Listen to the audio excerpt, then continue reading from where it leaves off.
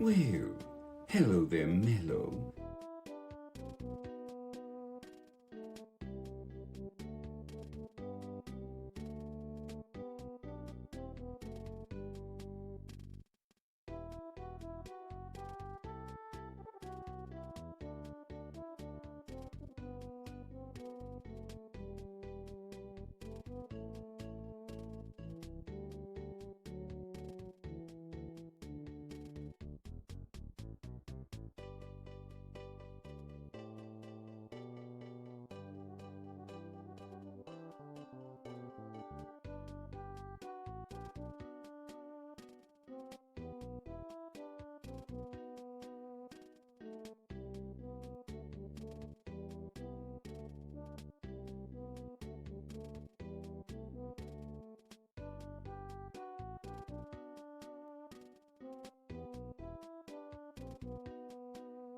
Hello Captain, hello chat. Today's report from the shelf is that we love you all less than 3. Okay, I know that was definitely not supposed to say we love you all less than 3. God, that's so fucking funny though. Oh my goodness. That should not be as funny to me as it actually is. That's honestly super cute. Mwah, you get a big smoochie for that one. We do. We have all our less than 3s out there. That's actually my favorite album of music ever in the entire history of anything. And no, I'm not even shitting you. There's a Mindless Self-Indulgence album that's the less than 3 album. Literally the best album in history, baby. I less than 3 all of you too, Will. Hi, Wolf Galaxy. Hi, Shrek. Shrek, why are you trying to destroy Thanksgiving for your family? Frankly, that's gonna be me in 2 days anyway, so maybe, maybe we could both come up with something extra fucking spicy together. I'd be down for that. Hi, Metallic. Hi, Sendao. Hi, Blarg. Blarg, I am doing the opposite of what you are today. Or what your name is today. I'm actually doing pretty solid. I'm a little sleepy girl, but apart from being a little bit sleepy, I'm good. And the sleepiness is 110% my fault. I have discovered, I've discovered that I really like Mario RPG, and I keep sacrificing my sleep to the fucking gods that live inside of my Switch.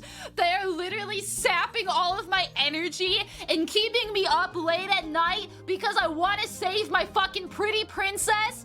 And that's where we're at today. But we're good. Hello, welcome. How you guys doing? Hi, Irish Bacon. How are you? Today is a day. It is a special day. It is a week. Honey, you need a hug. How good, thank you.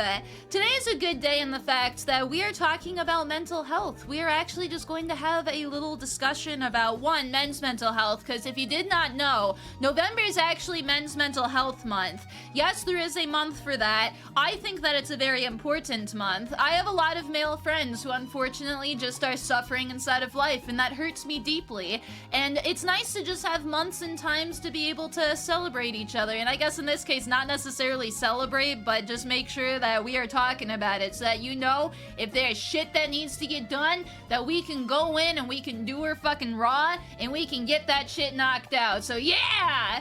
But yeah, I'm sleepy because apart from, you know, studying up for today's chat, I have been playing Mario RPG, and I keep being really busy because I have to travel to go see family, like, tomorrow, and because of that, I haven't had time to do anything. I've been, like, prepping to leave and packing and doing everything, so my little dumbass keeps sitting there at fucking 11 or 12 o'clock in the morning and just like, I got this shit, it's Mario time. Just an hour, I'll only play for an hour. And then like 2 hours later, I'm like, oh God, I'm so fucking tired. That's basically it. Packing the wagon. If I did have a wagon, I'd pack it so that way I can come say hi, Lega. Hey, Raph, hello. Say popped and raw, it's just a me stream, don't worry about it. Exactly, shout out to Men's Mental Hey Health. Mello, Yeah. why did the chicken cross the road? ... to get to the pretty girl's house. Aww, of course the cock wants to go to the pretty girl. It's nature after all, baby. Oh, good, thank you. Hi, Derek, how are you? Welcome. You have exciting news? What is your exciting news? It's gonna be nice to have some exciting news. It's the chicken. God damn it, Nukes, that's a amazing. That got me good. You got me good. Ooh, that's actually fucking funny as shit. Thank you, Nukes. Mwah. You've been told your mental health as a man does not matter. I know! And that's the shit that we gotta fucking change, goddammit! I will not stand for this shit. I am now President of the United States of fuck, and we are going to cause some fuck, and we are going to make sure that you feel appreciated, and that if you see people struggling, that it's gonna be good to have a little chit-chat with them and make sure that shit's good. Hey, Thomas, what's up?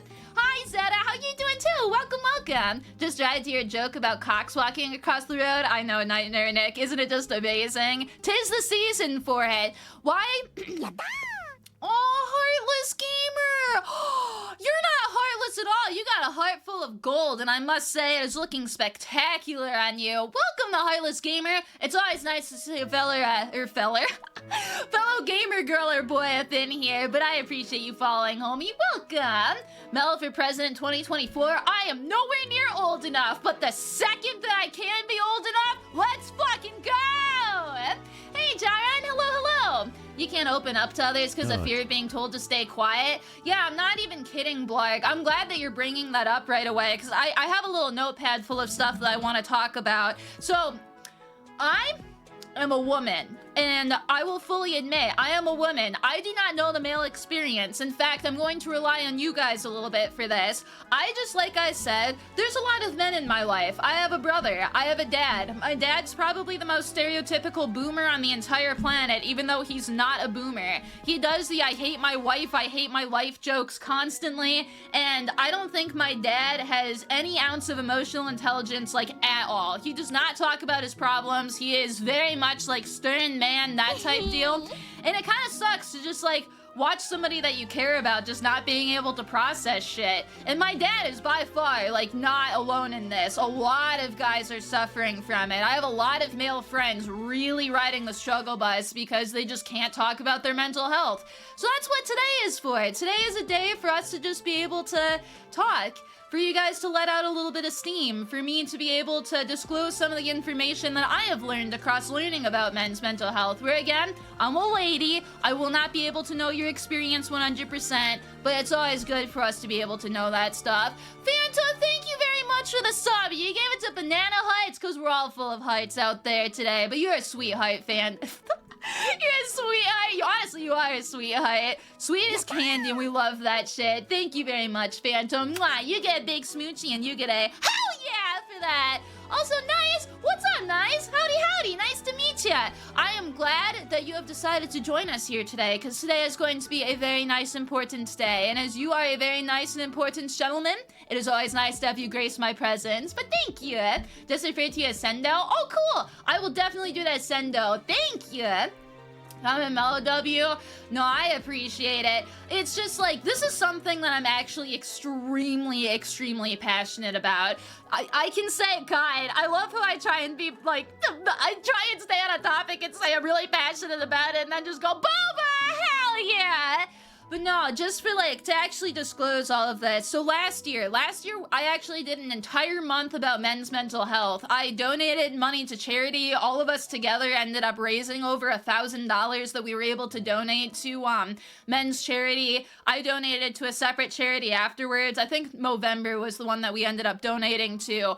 I'm really, really passionate about this topic. I was going to do that again this year, but the issue is that I was traveling for a lot of October, and then when I got back from traveling, I was very sick. In between both of those, I didn't have a chance to actually get that set up, and I am no shit heartbroken over it. I have plans for probably sometime in February to do a little bit of a makeup where it's not going to be Men's Mental Health Month, but I do think it'll be nice for us to be able to do something for charity and just be able to have conversations. Yeah, so this year is a lot more chill, and it's strictly, again, you have my sincerest apologies. Last year, I created an entire PowerPoint. I spent probably like 60 hours working on said PowerPoint, doing research and pulling out all of the different topics and stuff.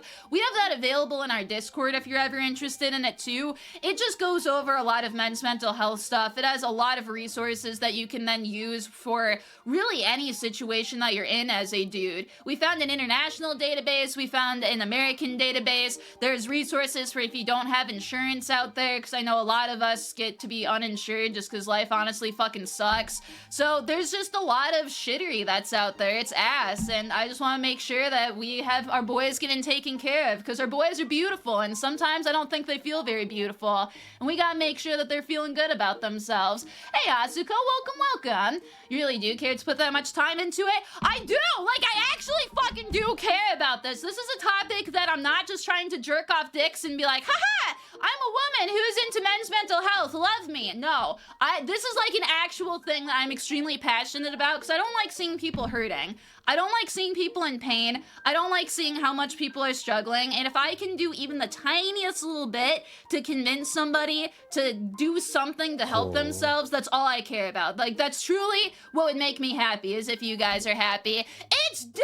What's happening? It's Dave. Nice to meet you. It's you, home dog. Howdy. We're getting ready to talk about some men's mental health stuff, so I'm glad you decided to join in for that. But welcome, homie. Hope you had a nice stream. What were you guys doing here?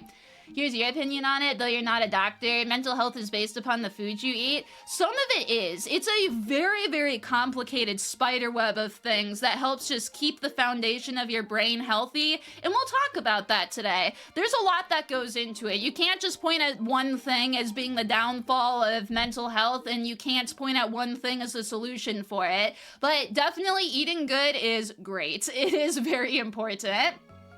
Does crying as a man make you weak? Not at all. In fact, it's very impressive to me in particular, but I truly think if you are a dude who is able to just let out some tears every once in a while, that is honestly a Giga Chad move. You are breaking apart the system that is in place and literally going full-on counterculture doing that. That's pretty fucking poggers, man. That's some big dick energy. I love that shit. Hey, Kubi, how are ya? The conversation makes you uncomfortable, but keep fighting the good fight. If it does make you uncomfortable too, by no means, I don't want to make anybody uncomfortable. If you think it's going to be beneficial to you, feel free to hang in there, but if my talking about this is going to make your day worse, it's a-okay. Today, usually we talk about a lot of fun shit, and you come in here to have fun with me. Sometimes I like to take care of some business, and today's one of those days. We are getting that business done. I got my lawyers in here. Their names are Todd and Jeremy, and we are just getting shit done today, but thank you.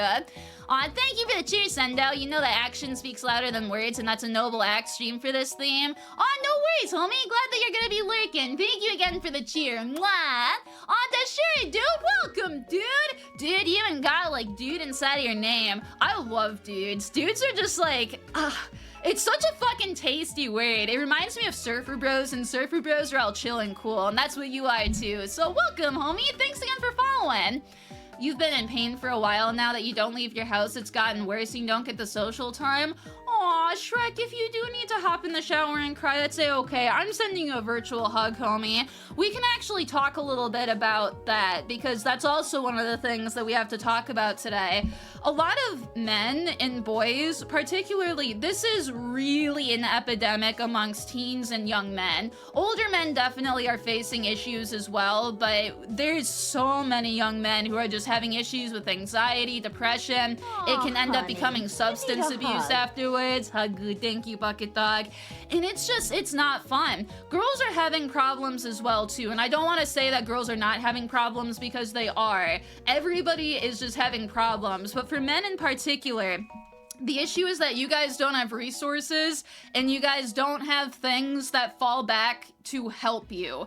Girls tends to have, like, girl groups, where I can even safely attest, if I was starting to have a mental breakdown on stream right now, I know it would take me just a second to call my roommate and just be like, home dog, I need you right now. I am having a really bad day. My roommate, God bless her, would drive like an hour and a half where she works to come back to me and to make sure that I'm doing okay.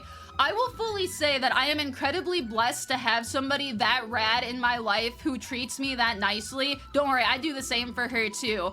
That's not common with dudes though. That's a very girl trait. Girls tend to have their girlfriends where no matter what, you can call a girl and you will be able to let all your feelings. Guys don't tend to have that. They either feel bad or they genuinely just don't have that. In between not having that support system, it is very difficult. Yeah, I was gonna say it can be harmful for guys as well too. Also love you too, Mr. Jarvis. Mwah, smoochie. And I know I'm lucky. I'm lucky too in that I have a very, very supportive family. I know that if I was up shit creek that I could call my dad and my dad would unleash whoop ass on whatever was bothering me. Same with my mom. I can call my mom right now and she'd just be like, oh, Mello, how are you? Do you need to rant a little bit? That is like incredible. That is the support system that people need, and people don't have that, and that fucking sucks. Like, it is terrible when you cannot let out those feels you just gotta go through and let out. Speaking of letting out feels, I gotta let out some happy feels for you, Kubi. Thank you very much. I appreciate the gift subbies for today. That's incredibly generous of— I can't talk, Kubi, today. I just want you to know I'm very thankful for you, and you're a sweetheart, and I'm gonna hold you, alright? Hell yeah for that, and mwah, you get a smoochie. Thank you very much. No, I'm glad that you guys are hopefully gonna find this useful today, but in saying that, like, guys are just lonely. People are lonely in general. Like, there's a lot of the younger demographics that don't have friends. Like, flat out, no friends, no real family to help them out. And it's really difficult to try and navigate mental health stuff when you don't have friends, you don't have family, you don't have a therapist, you don't have a support system, period. It's something where, like, I can't blame people for even just walking into, like, Reddit and just spewing out their feelings on a forum that might have one person look at it, because they need to let it out there. And it's nice to have stuff like that to let it out, but it's like, man, we gotta have some better ways to do this. Aw, Andrew, thank you very much. Happy 3 months, homie. That's incredible, and so are you. Aw, I like the little mellow love thing as well, too. I'm sending it right back your way. Hell yeah for that, and you get a big smoochie. Thank you. You're interested in, at the moment, is identifying mental health issues when you think you're normal? Yeah, we'll talk a little bit about that, too. As a man, you find it hard to find the right people to let you vent? Yeah, it really is. That's a huge one for dudes, where people believe that men should keep things inside, and if you do let them out, like you cry, you explain your feelings, you're told that you are not a man, and that sucks. Hey, Storm Tiger! Or that friends mistreat them. Yes, absolutely. So talking about, like, all the loneliness or stuff, too. Aw, Bok Choy, hi! Aw, thank you. Good luck in Singapore, homie. If you're going on vacation, I hope that you have fun. If you're going for anything else, too, just safe travels. Mwah. You get smooching. I love you, too.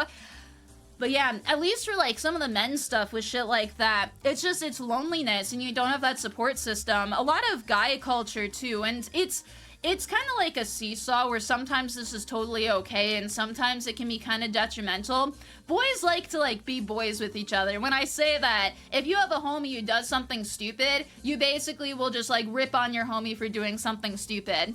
And that can actually be nice, where if you have that relationship, that can be like a certified bro moment right there, where you're just enjoying life with each other. You guys can just do whatever, and it's like a friendship bonding time.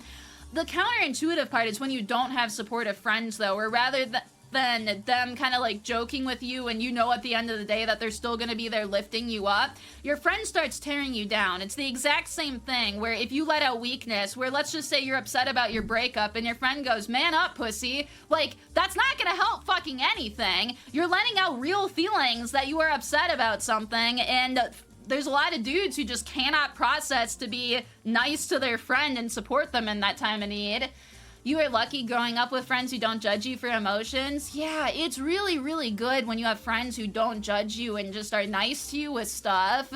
Super grateful for having your therapist. There isn't really anybody else who tries to understand your mental health. And that's where therapists can be absolutely great too, and that's why I wanted to mention them. Friends are wonderful. Hey, cadet, how are ya? Friends can be absolutely wonderful, and sometimes friends are just busy, especially as you get older inside of life. Like, even just in this last year, for me being in college and not in college anymore, it can be super difficult to try and, like, stay in touch with your friends.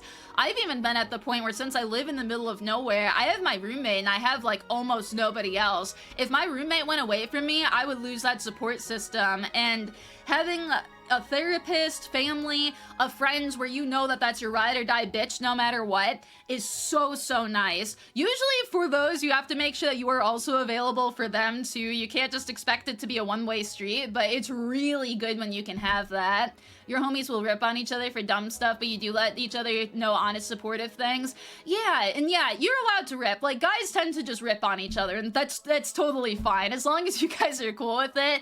And again, it's like you guys were saying, too. As long as you know that your homies are there for you, like, that's literally it. Oh, Meg, you personally prefer having friends as a support system? Yeah, no, absolutely. And there are some people who just find it better to have a therapist. Sometimes you just need somebody to listen to your feels, and at that point, that's really nice for friends or family. But if you're actually trying to figure out what's going on inside, that's definitely a time where you're gonna want to talk to a therapist, a doctor, a psychologist, something like that.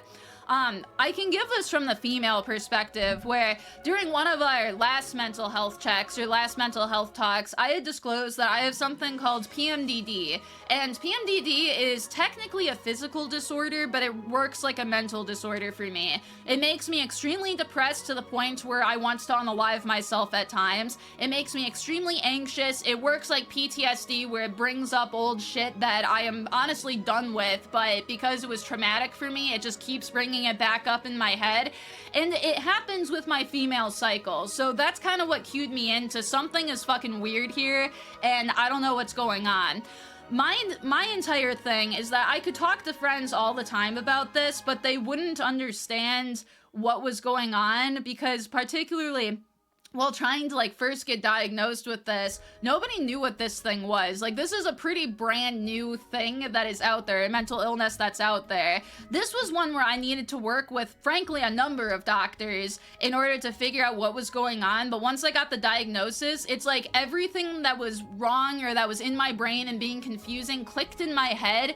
And now that I have a name on it, I can actually attack it and start working on what can I do to try and fix the problem that is inside of my brain right now. A lot of the times you have to really pay attention to what is going on around you to notice stuff like that.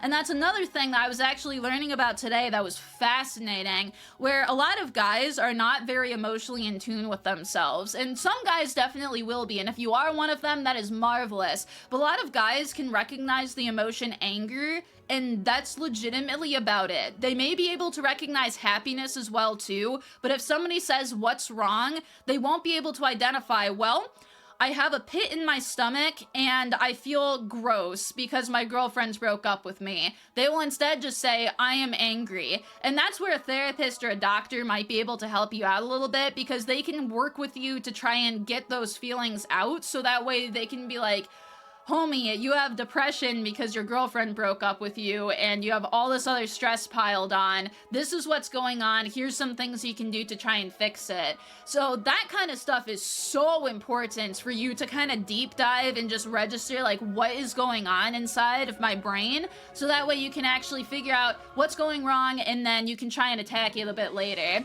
I am doing good. Yeah, my, at least for me, like, just, I don't want this to be about me today. I can talk about a lot of mental health issues because PMDD is an absolute bitch of a disorder. Like, it is depression, anxiety, PTSD, and a bunch of, like, physical disorder shit all melded up into one, and frankly, it makes my life hell. I've explained this multiple times on stream, but it's actually the reason that I am not dating, because if you ever go on r/PMDD partners, you will 100% see what I deal with and be like, yep, not gonna deal with that crazy bitch. That's why. Like, there is something wrong. I am aware of it, and at least for me with this, I just have enough acknowledgement where I know the things that I can do to try and fix it, but I'm gonna have to live the next, like, 40 or so years with this disease, and it's just like, that sucks. For me, at the very least, and I always say with PMDD, because PMDD makes your emotions go all over the place, where I will be completely fine and then feel like everybody in my family just died and be profusely bawling. Then I'll be extremely irritated. And it's like somebody's in the, the Inside Out Disney movie, just clicking buttons inside of my head doing stuff. And it's really difficult for me to navigate. Like, I had to be very in tune with myself to know what was happening, so that way I could get the diagnosis and then now know how to better treat it. For me, at the very least, people with PMDD can actually be extremely abusive. That is definitely not me at all. I do not honestly think I could hurt a fly, but it's something where I just need to be aware that there are people who deal with that. I need to be aware that there are people who are going to assume things with me, and it's just like, Jesus, man. That sucks. Last year's streams helps a lot. You used to never allow yourself to express any emotion. Good. I'm honestly, like, Nightshade, I'm gonna probably cry after stream today after reading that one, because that's literally all I care about. Like, I started streaming, and I've always been extremely open about this. I started streaming because I honestly was using it to kind of cope with my mental disorder, on top of wanting to make others happy, on top of just, like, needing to get over a grudge that had actually been part of why I have my disorder. So we'll talk more about that and like what you can do to try and help yourself with mental disorders and mental illness and whatnot. But yeah, it sucks. But I'm so happy that ended up helping you, because like literally that's all I want for you guys. Even if everybody just decided we don't want to hang out with Mello anymore, but all of you just went on to live like fantastic lives, I would be thrilled. I would like die happy literally right after that. That's the absolute best. Hey Ramen, for you had some friends who backstabbed you. Hey, that's me too! No, it sucks. People can be absolute just ass biscuits out there. They just spread lies like butter and just cause like a bunch of burns. It's honestly terrible. It's why I always say, like, people tend to say that I'm a very positive person, and I do think that I am a pretty damn positive person, but at the very least, like, people are just assholes out there. I'm never gonna sugarcoat that. There's a lot of bad people, and you just gotta weed through them. It's like weeds in a garden. You gotta look out there and you gotta go through some shit before you find your precious, beautiful flower, and then you're like, yes, I love them. This is my person. We're gonna roll with it. As a dude, it is what it is. Gets you through some rough stuff, and it probably shouldn't. Oh, most definitely letter sequence. For guys, a lot of you guys are just taught to bottle things up. You're literally like at a beer factory where your emotions are the liquid gold that's just coming out of the machine, and you really should be able to drink it and like process what's happening and then let a little bit out and share with friends to like remove the load off of you. But no, you guys just have to keep chugging over and over and over as more and more it gets bottled and bottled up inside until you just explode. And a lot of guys, unfortunately, hit the point of explosion, and it's not healthy. It's not healthy for you. It's not healthy for the people around you. And we just gotta make sure that doesn't happen anywhere near as much. Aw, thank you, Skiz, for the cheer. Facts of life, but the laughter keeps you moving. Yeah, and I always say, like, that's why you gotta find things that you're passionate about, people that you're passionate about, things in life that give you something to cling on to. It's the best. Just like Aiden, who was absolutely the best, too. And now that you're here and following, I'm gonna be clinging on to you. Ooh, well. Welcome, homie. Nice to meet you, though. I appreciate you following here today. Hey, Baldorf. In your case, it's not beer, but Overwatch 2 and working on your car. Yeah, and that's something that guys do as well too. I'm sorry, I don't want it to sound like I'm picking on dudes today. I just have done way more of my research on like dudes' mental health as opposed to women's mental health, which I do have quite a lot of knowledge in. But yeah, guys tend to self-medicate. So rather than going and talking to friends, talking to a therapist, working through their feelings, guys are like, what can I use to distract myself from the shit I'm going through? And it's not a terrible thing, but a lot of the times there are things that you really need to take the time to work through, and guys just don't do that. They've learned to push down their emotions, and it's like, well, my emotions are starting to fizzle back up. What can I do to fix this? And they go to video games, alcohol, drugs. They tend to just go to very unproductive things. A lot of what guys do as well, too, that I don't think is talked about as much is guys tend to become adrenaline junkies when they're going through this type of shit, too. So if you have a friend who all of a sudden is really into parkour on dangerous, like, buildings and shit like that, starting to drive recklessly on the road, just in general, like, doing crazy shit, that's another way that a lot of guys will express, I need help. Some of them are genuinely just people who like that shit, but there are guys who will do that kind of stuff, and it's almost a cry for help. They don't know how to process it. They're getting that adrenaline. That's the one thing keeping them going. Also, what's happening, Pet Hippie? Howdy, howdy. And Velvet Milkman, you came with the Milky's to Lewd Doodler? I will never get over Lewd Doodler's name. That absolutely cracks me up. But Velvet Milkman, you are soft like velvet, and I'm so glad that you give me my milkies every morning for breakfast. Thank you very much. Mwah, you get a big smoochie, and hell yeah for that. Thank you. You is disgustingly in love with adrenaline, and I can't blame people who do it. Like, I even was addicted to exercise at some point in time, because when I was really going through some shit, you know what makes you happy? Running, exercise, getting that sweet serotonin that your brain starts sweating out whenever you start moving all sexy. Your brain just likes the happy chemicals, and when you're not getting enough happy chemicals, your brain will sit there being like, well, what will make me happy? Video games, that makes me happy. We'll have beer makes me happy. Drugs make me happy. And your brain will just, it self-medicates like that. It's a completely understandable, just logical thing of a person sitting there being like, I feel like shit. Here are my options. What do I do? And that's why so many guys become alcoholics. It's, especially, who is it? Like veterans. Veterans, I think, are have some of the worst rates of alcoholism, and it's because all the shit that they deal with and see during wartime, they don't process. They don't have the resources.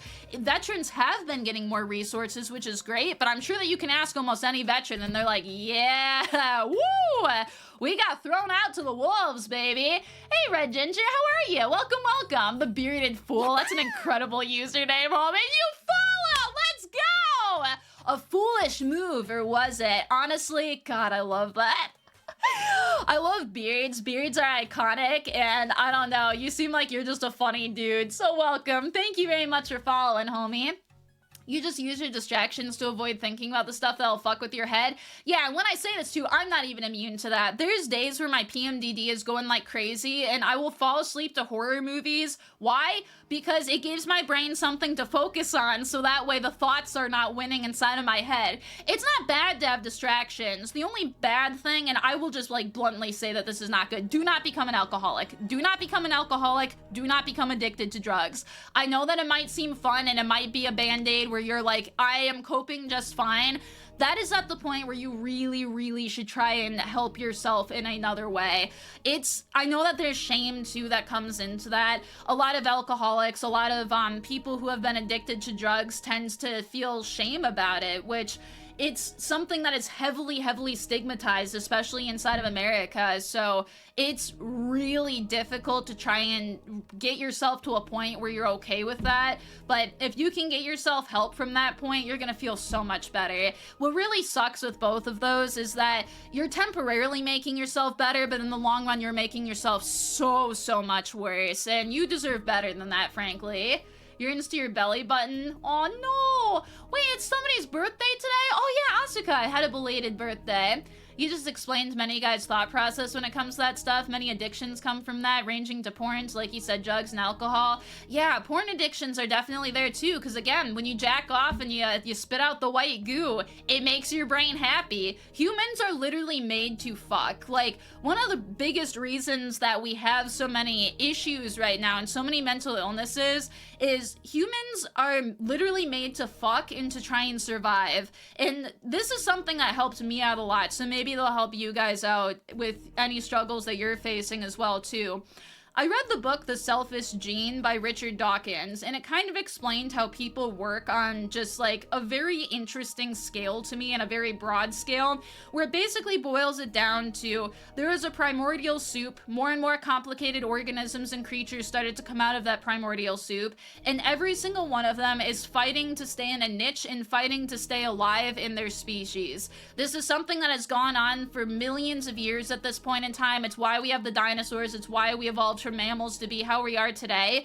And humans had their niche. We had our niche inside of Africa. We would run on plains. We would be able to hunt things in packs. We were very social creatures. We'd spend time together. We always needed to work though. You always had to go out and get food. Otherwise you would starve to death and you would not be able to continue living. You would always have to keep going and getting water. You would always have to be fighting things. It was a literal fight to survival. Like, that's why it's called the fight for survival.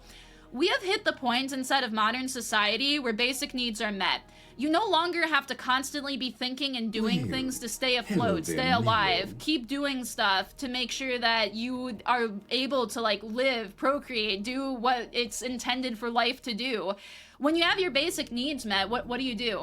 You can distract yourself with games. You might have like a side project or something to go through and work on. Need a hug. You can absolutely pour yourself into your job, but it's not the same thing. No longer are you like, this is a life or death situation, I have to go do this and keep your brain busy. You now have an idle brain. And idle brains are like the worst thing ever when it comes to mental illness. This is something that I actually struggle with a lot and why I work so much. Like, I'm saying I'm not immune to all of this. I'm an absolute workaholic because of this shit. My brain has to constantly be going or else it gets depressed, like more than it usually is with just PMDD bullshit. And a lot of people have that kind of stuff too, where you have to have some kind of project, some kind of goal, some kind of something in order to keep going inside of life. But the issue with young men in particular is we have taken that away from all of you. I'm going to give the huggu. Thank you for the huggu. Also, hi Jester, and also thank you Metallic. Mwah, smoochy Sammy. But the issue with young men is like, what do we have for men? Previously, it was that you work hard, you do good in your job, you go up the social ladder, you go up like your ladder at work, you get married, you have kids, and all of that is like gone from young men these days. It's very difficult to get a job. Dating fucking sucks. So many men have just no fucking idea what to do in life anymore because society's rejecting them. Like, that's basically the long short of it. So what do you do? I truly think that that's why so many people are having difficulties with stuff, and that's something where I think a lot of us are just struggling because of it. You want to vent out to people, but it never has to happen. Your college friend group has been helping. Good, I'm glad. Idle hands are the devil's playthings is such a true statement. Yeah, and that's pretty much for me too. And it's not going to be the exact same for everybody. Some people are the happiest people ever, just sitting in a hammock and just like chilling for the entire day. And that's rad. I envy them so fucking much sometimes. But people are just made to just work and do things, and when you don't have that kind of stuff to do, it's stuck. Sports in high school, that's what's after that these days. Yeah, pretty much. It's basically that. The opposite of fragile is that it's not tough, it retires stress to function. Yeah, and like too much stress is definitely bad. You don't want to be a workaholic and you don't want to be like dying to try and support your family or whatnot. That's not good. That is the exact opposite. What's healthy for the brain though, and what's really, really good for just in general, like kind of fix for the mental health stuff is hobbies, social life, and just making sure that you are pretty much, yeah, just doing hobbies and social life.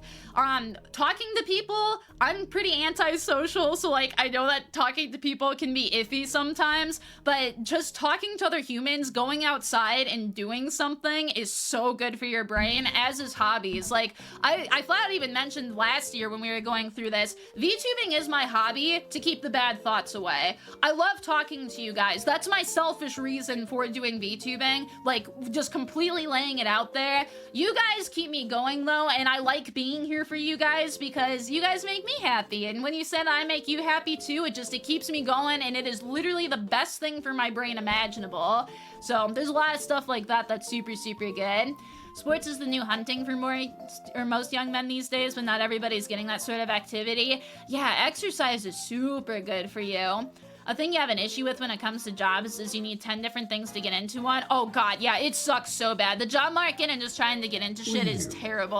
I remember, hi Spaceman. I remember reading a statistic the other day that a guy applied to 5,000 jobs via an AI bot, and I think he heard back from like 2% of them. That's evil, honestly. It's easier to stay even keeled when you have a goal/reason. Oh, absolutely. And your goal/reason for living can basically be anything. I do think it's healthy to have like a reason to live, as stupid and terrible as that sounds, but on your darkest days, it's good to just sit there and be like, I have not accomplished my goal yet. I am not allowed to leave until this is accomplished. And hopefully your goal is to have a nice life and die at like 95. But just having something inside of your brain via you've always wanted to have a son and play ball with him. That's a really good goal for you to focus on. So then you're like, all right, if I want to have a kid, I got to find myself a cute lady friend. I got to get good at ball. I got to understand child development. Like, it's just good for your brain to be able to learn about that kind of stuff.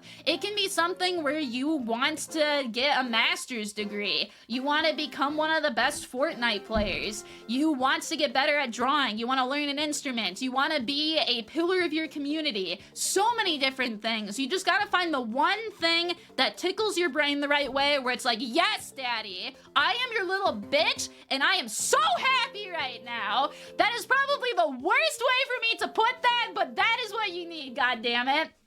VTubing and art are your hobbies, but moving across the state hasn't been good? No, definitely not. But hey, I'm glad that you got art and VTubing. That's always great.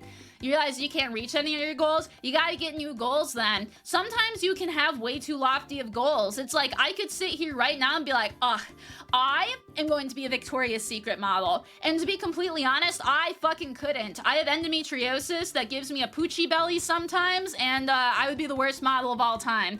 Like, it's just an unrealistic goal. So, what you then go through and do is you become an anime girl on the internet and completely sideline all of that shit.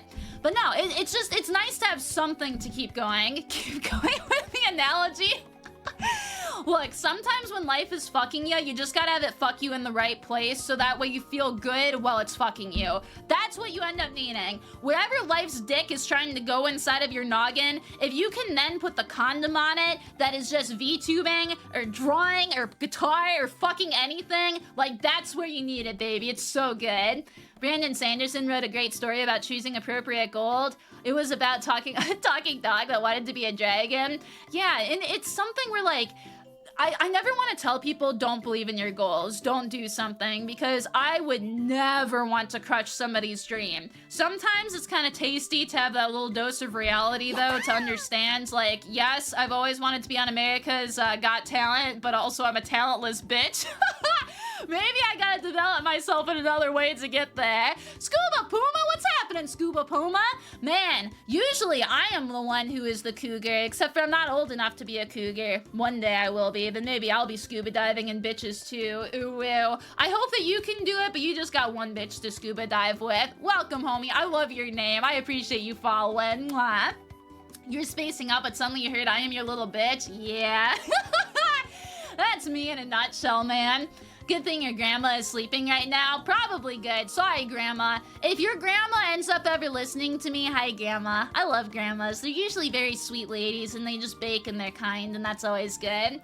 One day the dream shall be fulfilled. It'd be good. Honestly, Hag Love. If you think something is truly a good idea, don't let some idiot talk you out of it. Yeah, and sometimes life will just like keep shitting on you and you just gotta do like boom, boom, boom. Dodge all the shit, and then you do like that Kakashi thing where you plug the hole like that and you just shoot them across the sky, walk up to the screenwriter and be like, this right here is the next biggest movie ever. And sometimes it works, honestly. You gotta fight a little bit to get there. Aether, what's happening, Aether? Aether, I wanna know, which Aether are you named after? Is Aether just yourself? Are you the OG? If you are, you can be my OG anyway. What's happening, Aether? It's nice to meet you, homie.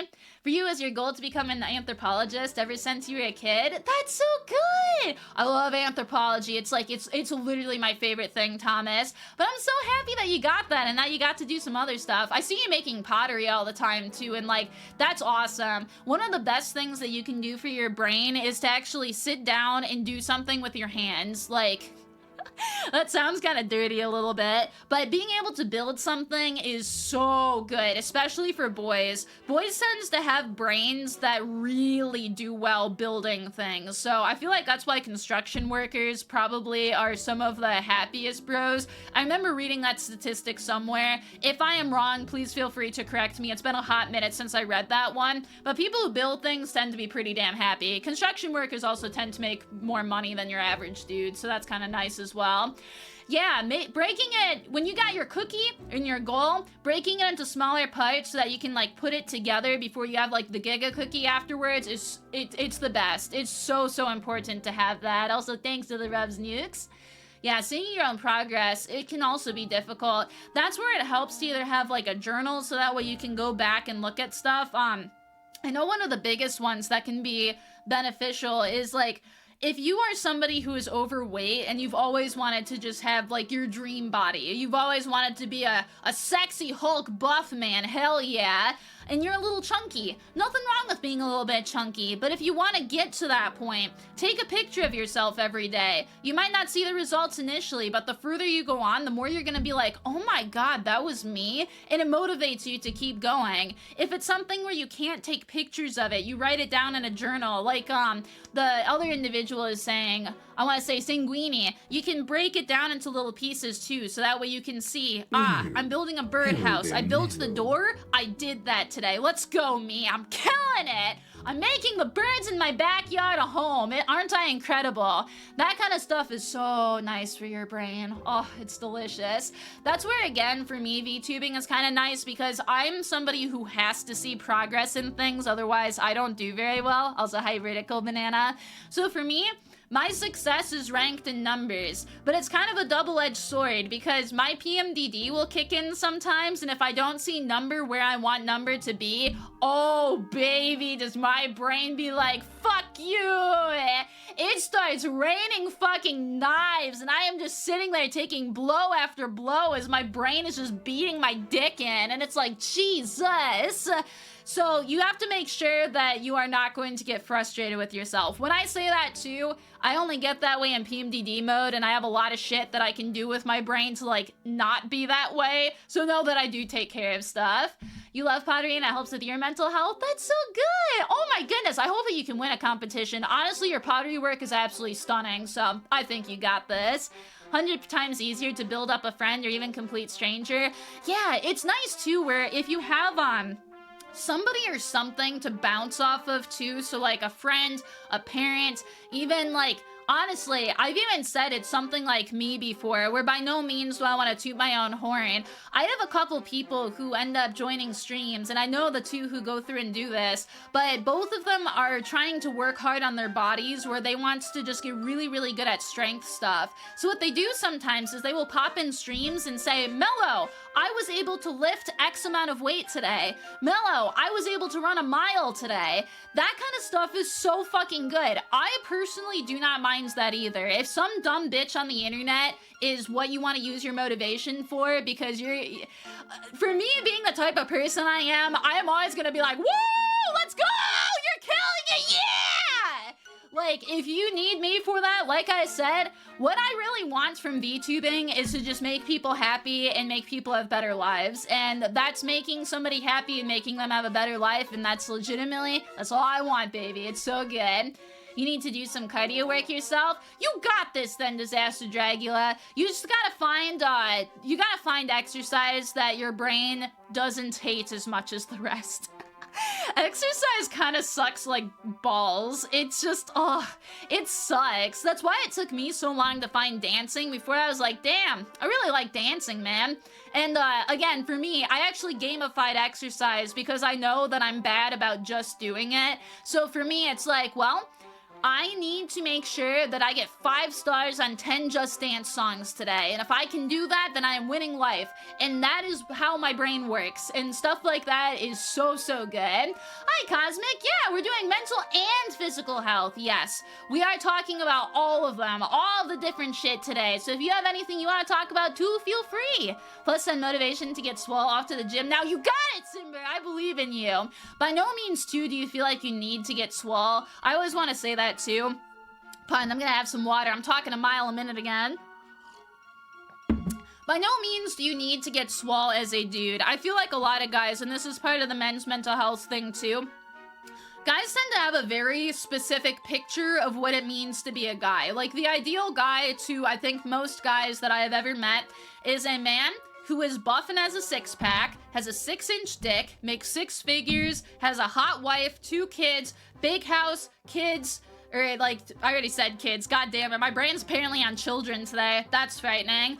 But yeah, you just have a guy who just is this. Maybe he has a bit of a beard, maybe he has like shorter hair. He is somebody who has authority, he is somebody who is relied upon by others, he is usually a stern man who does not show emotion.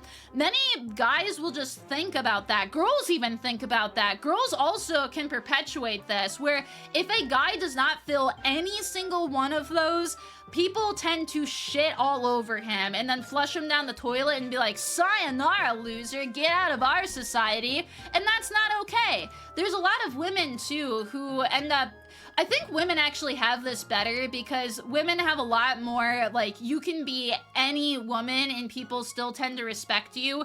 If you are like a slightly effeminate man who wants to stay at home and have like a hot wife who does the work for you, guys and girls are gonna be like, what the fuck is wrong with him? And that's not okay, man. I don't like that shit. So yeah, it's one where just know that no matter who you are not less of a man. You can be like literally whoever and you are still a man and you are going to be fantastic. So yes, if you are relied on too much, yeah, a lot of guys end up having that too. That's a bigger one that I heard a lot of dude bros talking about. So like, oh man, I watched a ton of different guys talk about mental health issues today because I really wanted to put myself inside of their shoes and understand where guys come from with a lot of this stuff. And a lot of men were just talking about how they feel like they are the walls to a house, and if they crack the tiniest little bit, an ant's gonna come in and scare their children and wife. And if they crack any more, then other bad things are gonna happen. And it's really shit because guys feel like they can't budge at all. If they let out anything, which could be something that his wife could even come and repair, he breaks down one day, the door falls open, the wife can just be like, oh sweetheart, I'm so sorry you're having a bad day. Want me to give your dickie a little suck? And here, we'll make some steak. Like, your wife can definitely help you build up those walls, or your friends, or your girlfriend, your parents, anybody. But a lot of guys feel like they can't do that. They're relied upon too heavily. They have to be the rock that stands there, and if they erode at all, like, they're done. Hey, femboy, how are ya? Hope all the men and femboys in chat are doing amazing. I hope so too. Also, I will have some water, thank you. You also take inspiration from anime characters as fitness goals.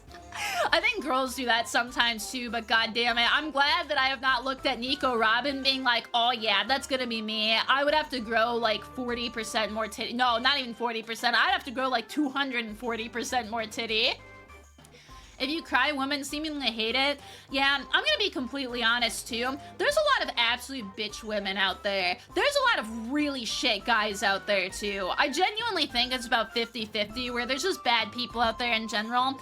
I will definitely say there are a lot of women who are not going to give a flying fuck if you cry. I personally think it's endearing whenever I see guys cry because, again, it just shows that, one, they're really struggling that bad, or two, they feel comfortable enough with me or are comfortable enough with themselves to do it. To me, that is such, again, a Giga Chad move. Like, it's the hottest thing ever when a guy is comfortable enough with himself to let out some tears, let out some feels, that type deal. I will also say, I am a woman. I am very, very, like, standard in terms of women, quite frankly. I think that there are plenty of girls who are not okay with that, and that is not good. There are just as many girls, though, who are totally fine with it. If their husband started crying, they would just give a big-ass fucking hug, and they would just be like, sweetheart, it's okay. I know that guys always joke, all they want is to just, like, have a hug, have their face in the titties, and have their girlfriends just, like, rub their head as they just let out some steam. You gotta find yourself one of those people, man. I know a lot of dudes will talk about how all women are bitches, but there are so many nice ladies out there who will do that for you. And you don't deserve somebody who's gonna make fun of you for crying. Like, that's just an asshole person. I truly think that that's something where you should have a talk with them, and if they're unwilling to accept, like, what is wrong there, that's a breakup, like, instantly. But I would definitely say that's a stereotype, and that's something that's really, really ingrained inside of America. So if a dude or a girl starts poking fun at you for crying, as much as you're hurting, the best thing that you could possibly do would be to just be like, hey, friend, hey, partner, hey, whoever, I was really emotional and really just needed to let out some steam, and it hurt me when you were making fun of me for crying. Guys have feelings too, we gotta let that shit out there sometimes. Depending on how the person reacts to that, that's when you know your next move. But in general, if they are not going to be accepting of that, like, you just need better inside of your life. You only cried in front of one moment and that's your mom? No. I'm glad that your mom was at least there to make sure that you're okay, but just truly know, and I know this because I have a lot of extremely lovely woman friends, like girls that I would fucking die for, and pretty much all of them just want a man who's gonna treat them nicely. They don't want the alpha giga chad. There's a lot of girls who will want that to sleep with, but there's just as many girls who will just want to be with a dude who is nice and respects them. Like, if you respect ladies, that's really like the biggest first chunk that you need in order to just find somebody who's nice out there. You got yelled at for standing up to yourself, and that is definitely not okay. I had another friend who was talking about that just the other day too, where they had been talking to their girlfriend at the time, thankfully at the time, and their girlfriend was a bitch and just was like, why are you being upset with me? Or like, why are you crying in front of me? And it's like, it's just not acceptable. Especially, like I said, I do think that you need to have that little bit to just say like, homie, I did not like that. Will you fix it? And if they say no, then it's like, eh. Some days you wish to build a log cabin with the guys instead of dealing with the city life. Bobo, one day I hope you can do that, man. I'm gonna be completely honest too, dude. I moved out of the city and everything inside of my life got better. Like, I just live out in the middle of the woods now at this point. It is marvelous. Lazy Monkey, hi to you too. Happy 5 months, dude. We now have the subs that match your name. That's adorable, and you're adorable. Thank you very much, Lazy Monkey. You get a big hell yeah for that, and big smoochie. It is definitely not impossible to find such people. It's just like I said, a lot of human beings are selfish and they are not good people. I'm not going to sugarcoat it. It's just the way that life is. People tend to have their own interests at heart and they are not going to be nice to you. That really sucks. You have to learn to choose your own battles and you have to learn to find people that actually will build you up. The worst thing that you can have is a group of friends who are the type to tear you down constantly. A lot of guy groups tend to have that shit where you will rip on each other and stuff, but your dude friends are genuinely not there or will just be an ass to you when you really need it the most. That is unacceptable. It's something where I know that it's a lot easier said than done with me saying like just go out and find new friends. I know how difficult it is to find friends. I've had a lot of difficulty finding friends. But if you can find like an online community, a actual in-person community, a sport that you really like, literally anything like that, it's so good for your brain and your mental health to be able to do it. Hi Shybot, what's up? Why do you have to speak the truth? I can't help it. Unfortunately, I'm somebody where like, I hate to just like bluntly say that I'm a realistic person, but it's just, dude, this is gonna be the cringiest thing I say. I've worked retail, man. I worked retail for so many years inside of like high school and college, and people are just assholes. They literally will just do things to just piss you off. Like, it's even funny, for VTubing stuff, just to give an example, there's a group of people out there, and it's trolls, to just put it bluntly, but there are people out there who are so miserable that they just want to like let out their feelings by hurting others, and that is completely not acceptable. Retail workers know that, content creators know that, a lot of people in high school tend to know that too, because that's why people tend to bully. They're hurting on the inside and they're just assholes who don't know how to process their feelings right because they're stupid and they take it out on others. That sucks. But even with VTubing stuff, like, it's something where content creators just have to get used to being abused, like, constantly. You always, and I'm even lucky because I don't get that much of it, but you always are going to have people hating on you, and it gets worse the higher up you go. The more successful you are, the more people are going to start bitching at you for whatever reason. Sometimes warranted, sometimes not so warranted.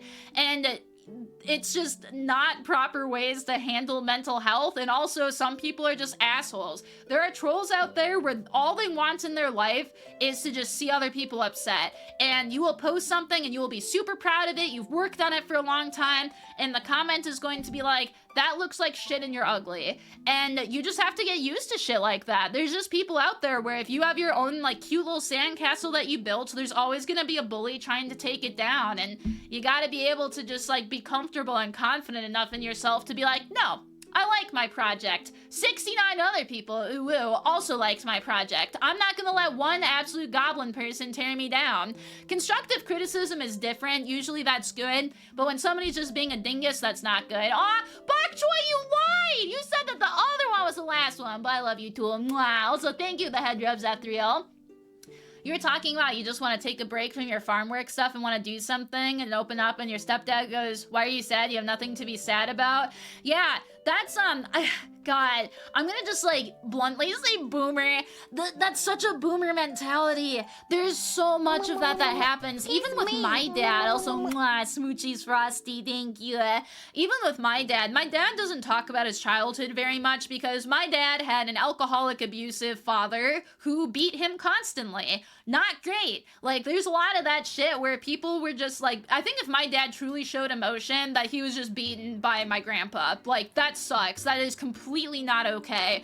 My dad never did anything like that to my brother and I give him the biggest thumbs up for at least understanding that that's not okay. But there's just a lot of older demographics who just don't understand that people have feelings. Everybody has feelings. Just because you're born with a penis does not mean that your feelings are just suctioned out from your penis and pissed all over the train tracks. Like, as cool as that would be to just piss out your feelings on somebody else and watch them deal with all of it, that's not how this works. It'd be really honestly nice, but no, it's not how this works. Oh, Lance, thank you. I appreciate the cheer. Woo! Your respect to your dad? Yeah, my dad's honestly an absolute lad, and even my dad's broken down before. He's had twice in my entire life where I have seen him cry, and there's been one other time where I almost saw him cry. My dad cried when his dad died, which I think is completely understandable. And for a dumb one, I had a pet gerbil as a kid that died a month and 13 days after I got it. And this was a very special gerbil because I actually had gotten it on my dad's birthday. So when it died, this was like the first pet that I ever lost, and I was inconsolable. I was so fucking heartbroken. I was with that thing in its last moments as it felt like an ice cube melting in my fingers. It was that cold, and I just remember holding it and just like trying to keep it warm. I was a mess. I ended up making like a little memorial tombstone thing for this thing and buried it out in my backyard. And I remember I went to go show my dad and I was like, Dad, I buried Mr. Gerbil Man. And my dad fucking lost it. I have never seen him cry that much in his entire life. But it's like, it's just, my respect for my dad went up that day so much. From even when I had learned that my grandpa died, because my grandpa died when I was extremely small, and I have, one of my first memories, honestly, is me walking into the bathroom and seeing my dad crying and just being like, oh, well, that's not right. My dad never fucking cries. And, like, that's okay. Even as a child, my reaction to seeing a man crying should not be, my dad never cries, or, like, men never cry. Like, that's very not okay, and that just shows how deep this shit goes, too. Hey, Portal! But yeah, it's like, it's just, it's such a good relief to be able to let that out there. And again, my respect went up in that case. I know that there's a lot of people who will be asses and not have that go up, but yeah, you need to let that shit out there sometimes. Munchkin, hello, what's happening? Man, I didn't even need to go across the yellow brick road. You came right here to me, and I am happy for it. Ooh, well, welcome, homie. Very nice to meet you. I appreciate you being here. Sounds good, Wrath. You enjoy your pee break. Also, mwah, welcome, thank you. Men never cry until they do. Yeah, and it's just not good. Have you seen videos of women our age being asked what income they want from a man and they say 250K to 1 million? Oh yeah. Hey, congratulations on the 15 to 25 push-ups. That is like 15 to 25 more push-ups that I could do. Oh god. But nah, yay! I'm glad that you're doing good there. You cry so sparingly that it's probably not healthy. I mean, guys have shower cries, and one of my proudest things too is I talk about this all the time. My favorite podcast is one that's called Tooth and Claw, and it's an animal attack podcast where two brothers and then their best friends just like talk about animal attacks and shit. But one of them is very open with their feelings, and it's just like, yeah, I had a bad day and I cried in the shower. I love that. That's so fucking hot. I would suck that man's dick if I could. He's married though, or about to be married, so I take that back. I would not suck that man's dick if I could. But it's just really refreshing to be able to see a guy with feelings, just that comfortable to say that in front of so many other people who are definitely other just like dude bros there. I deserve that. Also, hi Munchkin! You finished your shower cry a couple minutes ago. I'm glad. I hope you're feeling better. I'm still giving you a big hug for that, homie. You have anime cries? Yeah, honestly, like, not even shitting on it. One of the therapeutic things that you can do when you are really feeling bad and just need to cry, or even just need to learn how to cry, because learning how to cry is an actual skill that is pretty damn nice, and I think that it helps a lot. A good fat cry will just make your problems go away. It's like spraying the annoying neighborhood kid with a hose. It's just, they will fuck off and you'll be like, yes, the waterworks did their job. Praise Jesus, hallelujah! And, sometimes, sad anime, sad movie, looking at pictures of cute dogs, watching that one commercial of, who is it? Sarah McLachlan singing Arms of the Angels with all the sad animals. Like, just, if you let it out via tears, you feel so much better instantly. Cries are amazing, man. Hear you out-laugh the insult, bros. Keep on going, but it's funny now. I mean, if you're able to get over that wild egg, I am proud of you, because there are definitely some people out there who just, they insult you constantly, and you can wear a tough skin for most of it, and then eventually just break down and be like, Also, Lidge, thank you. I love you too. Mwah. You saw a bunch of sad shows and didn't really cry, and then you saw the ending for season 5 and bawled so hard. Oh my god, me too, dude. Honestly, fucking same. But it's, while talking about, like, all the emotional stuff and crying stuff, I do just want to say, too, because I feel like everybody really pushes, like, men, cry! You need to cry right now! You need to learn your feelings and do all this other stuff. If you are a dude who flat out is just not a crier, or not somebody who processes things that way, that's totally fine. That is, like, completely okay. You are still a beautiful man.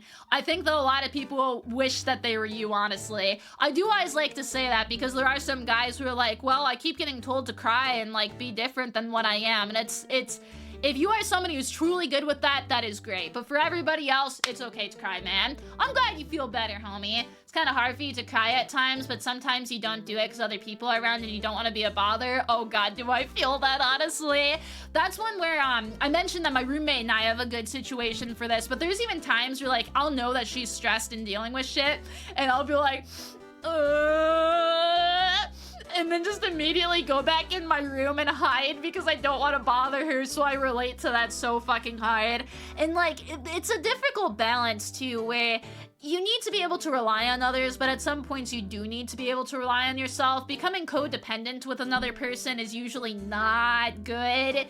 It's good when you guys have dependency on each other, but you shouldn't need to rely on the other person to survive, basically. So, being able to learn how to process things yourself is good, but it's just a lot more boys have the way to process things by themselves, and they just don't have a way to process it with other people. So, that's one where it helps to have homies out there to do stuff. Hey, Detective Frost. Aw, thank you. I appreciate the compliment, man. Ooh, whoa. You pretty much cry at funerals, at really emotional anime moments, and once every few years before sleeping.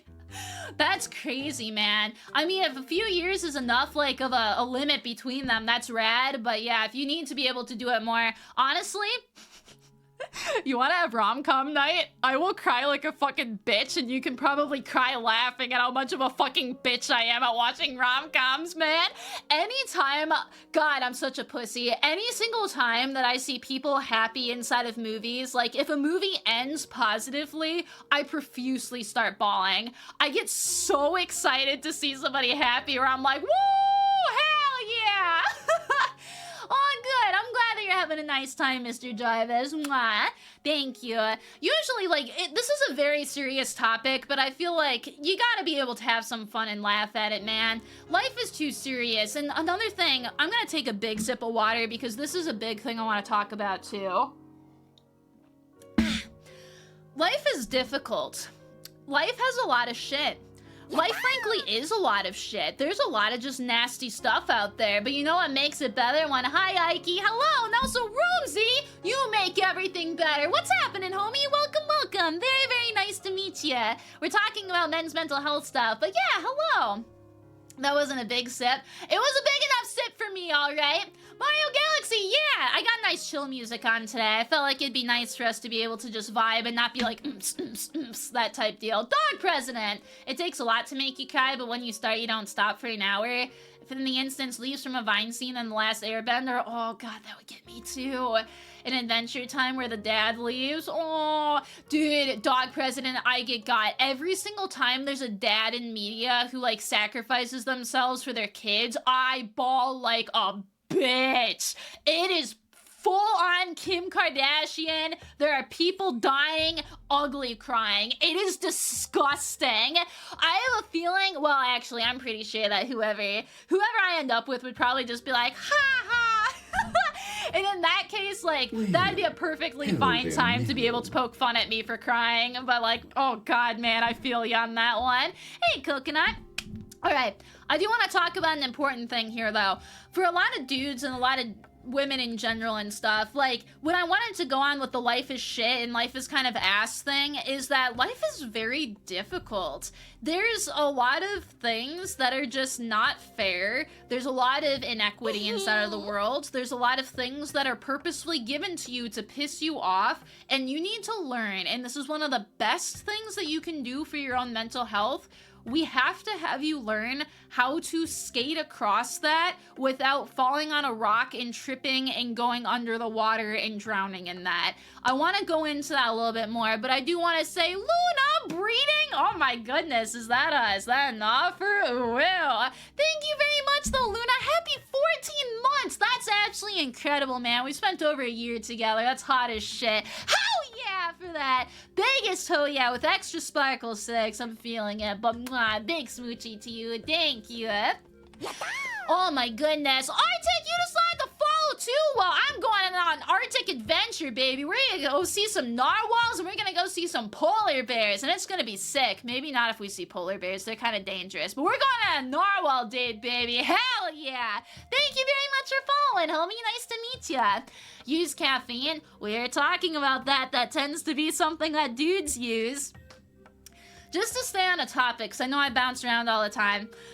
There's a lot of shit in life right now that is not great. Society, at least in America, is starting to show its cracks and its ugly facade. It is no longer the beautiful woman we thought she was. She is getting wrinkly and frankly smells of rotten eggs and cheese. So we don't like her too much anymore. There's a lot of issues where previously, if you were going to be able to get married, dating is going to be difficult. Finding a job is more difficult. Everything in life right now is very expensive, very difficult, and it just keeps getting worse and worse. It is so difficult, and it is so important at the same time for you to be able to acknowledge that, and if there's something out there that you can do to try and fix the problem, that you do it, but that you ignore the rest of the shit that is going on around you so that you can keep your own mental health good. For me, for an example of this, I am somebody who despises politics. It makes me so irritated because it's just people cannot see nuance in issues. There's so much infighting. All of the people tend to just be assholes, and I don't like seeing them. And in general, there is very little from politics that I need to know in my personal life for me to be able to vote, for me to be able to do other things. I will do the research if I need to go make anything, any important decision. If something actually vital is going on, I will pay attention to it. Anything else though, fucking muted. It is gone. I don't look at it. I don't want to look at it. That's why politics, no shit, is banned from our server. It's 1 for infighting. It's 2, literally me being a selfish bitch and not wanting to deal with it. And that is okay. If you have a person in your life who is not being nice to you and they are being detrimental to your mental health, it is completely okay to just be like, fuck you, bitch, give them the middle finger and just walk away. Get them out of your life. The best thing that you can do for yourself is to sit down one day and just be like, am I happy? If I am not happy, what are the things in my life that are making me unhappy? Write them down, and then next to each one of them, put down what you can do to fix it. For an example, and I'm gonna throw my friend under the bus here. I love my friends dearly. My friend has many a mental health problem. She collects them like Pokemon cards, and it is I want to say spectacular, but it is honestly tragic. She makes that joke all the time too, so no, I'm not ripping on her too hard. She is that light about her stuff, and she's honestly a great person. She's a true fighter for being able to fight with all the shit she goes through too. My friend realized one day, very, very recently, that her mom sucks. Her mom decided to continue to give her a horrible childhood, stayed with an abusive partner, and made her life hell. She gave her mom many, many chances in order to improve, and her mom never ever improved. In fact, her mom just kept making her life worse and worse. She sat there and was like, this is my mom. This is the person who brought me into this world, and they are making me miserable. What do I do? And she realized that her mom was making her so miserable that she cut her off. She's just like, you know what? Fuck it. I am done with this shit, and I am out. My friend's mental health skyrocketed. She has been doing better than I have ever seen her in my entire life. And the reason being is because her mom was like actually just shit incarnate. It was every single person's shit collectively dung beetled into a ball and formed into a fucking woman with saggy titties. And she would just verbally abuse my friends constantly. She again stayed with an abuser and made it so that my friends got abused most of her life. She caused problems for her at every single point in time, and eventually my friend just said fuck it and everything is better. Sometimes, no matter if it's familial, if it's friends, if you have 25 years under your belt, it's better to just acknowledge that this person is being a stain on my existence and you need to fuck off, and that is basically it. I'm glad that you're able to enjoy the humor and things. Hey, Lollipoppy, what's up? Cutting off a family member is tough. Yeah, and family is the nasty one because there's a lot of things inside of our culture and really just across global culture where you can't abandon your parents. You abandon family? How dare you? But if you have a brother who was abusive to you your entire life and they're still being abusive to you, never apologize, never do anything, you just gotta fuck off at some point. Like, you need to just get that shit out of your life. It's literally cleaning out the litter box and just dumping it out there. That's what you have to do. We're talking about mental health today, Lollipoppy, so it's an important stream this time. Cutting off an abusive source is the first step to improving somebody's life. Oh, absolutely. And yeah, I'm so sorry to hear that you had to do the same, Thomas, but I'm truly happy that that's improved your life too. It's not good. You wanted to do that with your sister, but you don't know what that would look like. This is one where I can't speak on your behalf. It's a good thing for you to really sit down and do some deep diving. If a therapist is going to help out in this case, one truly might, so that you can actually get out your feelings. That's definitely a good idea for you to be able to process. A dumb VTuber on the internet won't be able to tell you if that's good or not, but I think that you'll know that decision. Blake, welcome, Blake. Blake, boy! Nice to meet you, homie. I appreciate you very, very much for following, but welcome. Thank you. For somebody named Chongus Dongus, you're spitting some big brain stuff. Yeah. I appreciate you saying that. I'm a weirdo, man. Like, also, hi, Johnny Bravo or Jay Bravo. I like to keep things chill and light. Aw, thank you, Blake. You're cute.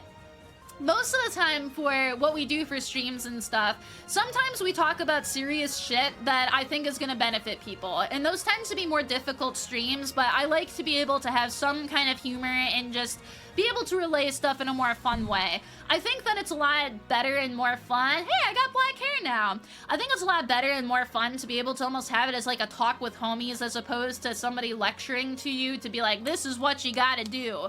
So it's nice for me to be able to do that. But yeah, mental health I'm very passionate about. People's financial well-being I'm also very passionate about. We did a big stream on that. I had done one on how to get a girlfriend since I know so many people are struggling with that. We might revisit that one day too to go over stuff. Whenever you try and speak to somebody, they look uninterested. And that's where it's super difficult too, because you gotta find like friends, homies, therapists, family to try and pay attention to you. And some people are not very nice, man. I wish I could give better advice on that apart from just like try and seek out people who will listen, but that's the best thing that I can do. Alpha Mike, what's up, Alpha Mike? It is lovely to meet you. If anything, I'm glad that we got an alpha in here. We're having our bro session. We're making sure that rather than a circle jerk, I guess we could have a circle jerk. That'd be kind of fun. Maybe we don't do that, honestly. We're just sitting in the round circle so that way we can be able to talk and have some good vibes out there. It's nice to be able to have an alpha to help lead us in the right direction. So welcome. Nice to meet you, Mike. Thank you. Sometimes people don't want to lecture, they want somebody to hear them out. Yeah, that's one of the biggest things you can do for your homies, honestly. You just let them go off. This helps me a lot personally. I just need to sometimes let out some feels, and when I let out some feels, oh my god, it's so nice. And again, it's difficult for me to be like, yeah, just go out and find a friend or family member to just do that for you, because I know that I am lucky to be able to have that, but that's at the point where, like, therapy is very, very good. Even some Reddit communities, I don't want to, like, say that Reddit's the greatest thing ever, because it's very far from it. If you are ever really, really struggling, though, Reddit is honestly a pretty damn nice spot to just be able to let out some feels. There's typically a community for everything. There's even one for PMDD where I could go on one and just be like, guys, I'm having a bad day, and they'll just be like, you know what? You got this shit, girl. It's nice. So there's always things out there if you need somebody. I am the reincarnation of Priapus. I know, that Priapus. That's why we usually have big dick energy, baby. I don't got the big dick anymore, but we got it in energy form. Hell yeah. Getting lectured when you just want somebody to listen is the worst. Oh my god, it really is just. Man, the amount of times where you sit there and you're just like, I need to be able to let out my feels, and the other person just lets out every single one of their problems instead, and you're like, oh. You feel like you being a degen is making you lose friends? You can't make not safe for work jokes? I think that that's one where you just need to have a conversation with your friends group. Also, goddammit, what a perfect timing for the fucking wiglet to go off. It's one where, you need to know people's comfort levels, and you need to not intrude on people's comfort levels. There's a really, really big reason why I talk like this to you guys, and I don't talk like this to my coworkers. If I talked like this to my coworkers, they would probably freak out and be like, wow, you are not being professional at all. And it's beneficial to just be able to talk to your friends. Are you comfortable with me talking about anime? Are you comfortable with me talking about more degenerate things? Are you comfortable with me talking about my sex life or that layer of, hey Mark, how's your sex life? Like, I'm not even shitting you. Just, you have the conversation about it, you learn comfort levels, and you can kind of go from there. If your friends are not comfortable with you being a degenerate and talking about that, it's probably best to not bother them with it, because it's just gonna make them uncomfortable. You don't really like talking about it, you're autistic and your eyesight is fucked. Oh, I'm so sorry, homie. Hey, I'm glad that you're able to work a job, but oh, Ultra, I'm giving you a big huggo. I am so sorry, homie. It sucks whenever you're in a position, too, where you just get a shit just, like, shit stuff dealt with, God damn it! I gotta drink some water, forgive me, my throat is, stuck. Excuse me. It really sucks when you just have a lot of shit dealt to you all at once, especially, but even just in general, when you have multiple problems stacking on top of each other, there's only so many things that you can stack before the tower crumbles, and I am truly sorry to hear that you are in that predicament. The best thing I could offer is that there's a lot of things that are out there in order to help you. There's definitely a ton of resources that are out where if you just even need to talk to somebody. I mean, you got us here for today at the very least. I'm usually pretty open with just being able to talk about this kind of stuff, but Reddit communities, we have a big list of mental health resources inside of our Discord that has people who will talk to you for free as well, too. That definitely helps, but if there's anything that you just have happiness with, that's probably the best that you can do. You gotta find something that just makes your heart just go, ah, and it can be anything, and as long as you can find that thing and you keep being able to just look at it, work towards it, do anything, believe me, that's gonna help out so much. If your work heard half the things you and your brother have said in COD lobbies, you do lose your job so fast. Dude, my name is fucking Big Dick on the internet. Like, I work a fucking office job. Do you know how fast I would lose my employment? Instantly. It is insanity, man. Oh my goodness. Somebody who DM'd a lot of people in your time online, it's best to give a little time and break the ice. Yeah, I agree too. It's nice to make sure that that's good. Yeah, Reddit really is interesting. There are people who do give genuinely good advice, and people who are like... There are communities that will just listen to you if need be, though, and I always think that that's good for people to be able to do. Is your model based on a shaft? J9? No. My bow is definitely based on me not having my fat cock anymore, though. I needed to overcompensate for something, so I put a fat bow on my head, and then now I look kawaii. Just like dicks look kawaii. Ooh, ew. Didn't you say you're a Playboy model? I am so far from a Playboy model. I got a nice body at the very least. My face is pretty decent too. I don't know if I have model face though. Usually models have very harsh angular features, and I'm a soft girl, and that's alright. Don't worry about it. Whatever the fuck I'm saying, don't worry about it. Aw, oh, man. I gotta go through and look at some of the other shit here. Oh, I just wrote down... Okay, this one's actually a pretty good one that we should talk about, because I think that this is a big thing that guys also end up dealing with, especially today. A lot of guys feel like they just don't have direction as to what they're supposed to do and where they're supposed to go in life anymore. And what I mean by this is a lot of guys, and I think this started in the Gen Z, like, I think it was, when the fuck was this? I think it was late Gen Z is what I was learning about, that had it start with, and then now it's like going through Gen Alpha. A lot of boys cannot be boys anymore. A lot of learning is actually created for a female mindset through elementary school, and then college it kind of flip-flops over to be more for boys, where guys are just not taught in ways that are beneficial to them. A lot of guys are not seeing a place for them in society anymore and starting to fall through the cracks, just not knowing what they're supposed to do. They can't find a girlfriend, so how the fuck are they gonna find a wife? They can't find a good job, so how the fuck are they gonna be able to afford anything? They can't, like, really find a nice place to live, so how are they gonna find kids? This is something that's impacting girls as well, too, but I think for guys, a lot of guys feel like they have to be the provider, that they want to be the man and have, like, a family to support and do all of that kind of stuff. And a lot of guys are just losing their places. The amount of dudes who are dropping out of college is actually insane. And they just, it's not like the startup bros who end up dropping out of college to create Facebook, that type deals. There's just dudes who are dropping out of college because they have no idea what else they should be doing inside of life. That's a really big issue with guys right now, and it's something where we gotta find ways to get them passionate about stuff. I'm not saying that you have to go be a cog in a machine at all, but it's nice to feel passionate about something so that you're not just sitting there depressed. And unfortunately, a lot of the depressed guys do some wild ass shit too. Just to, like, again, I'm gonna be completely blunt and real with stuff. Guys who kind of fall off the bandwagon of things are why we end up having so many shootings, why we end up having so many people who are getting abused, and a lot of other bad shit. I don't think any of you guys are that type of person who would go and do that, but this is an actual epidemic of people who are lost, lonely, and have no idea where they should be going inside of life. And it's something where we don't have all the answers on what to do to fix this right now. I think if we did, we would have started to implement them long ago. And there are bits of it, like being able to talk about feelings, having more resources for guys having troubles. Like, I know that the stereotypes are out there, but it's pretty damn true. If you are a single mom, you will have a billion resources to come and try and help you out. If you are a single dad who got kicked out of his house, had his kid taken from him, and you now owe half, or if not even half, like 2/3 of your income to your wife and child support, can't afford a house anymore, you're stressed, you're not going to be able to have your job anymore, you're about to be homeless. There are so few resources for guys to be able to get themselves out of that spot, to like fix themselves and move on from that issue.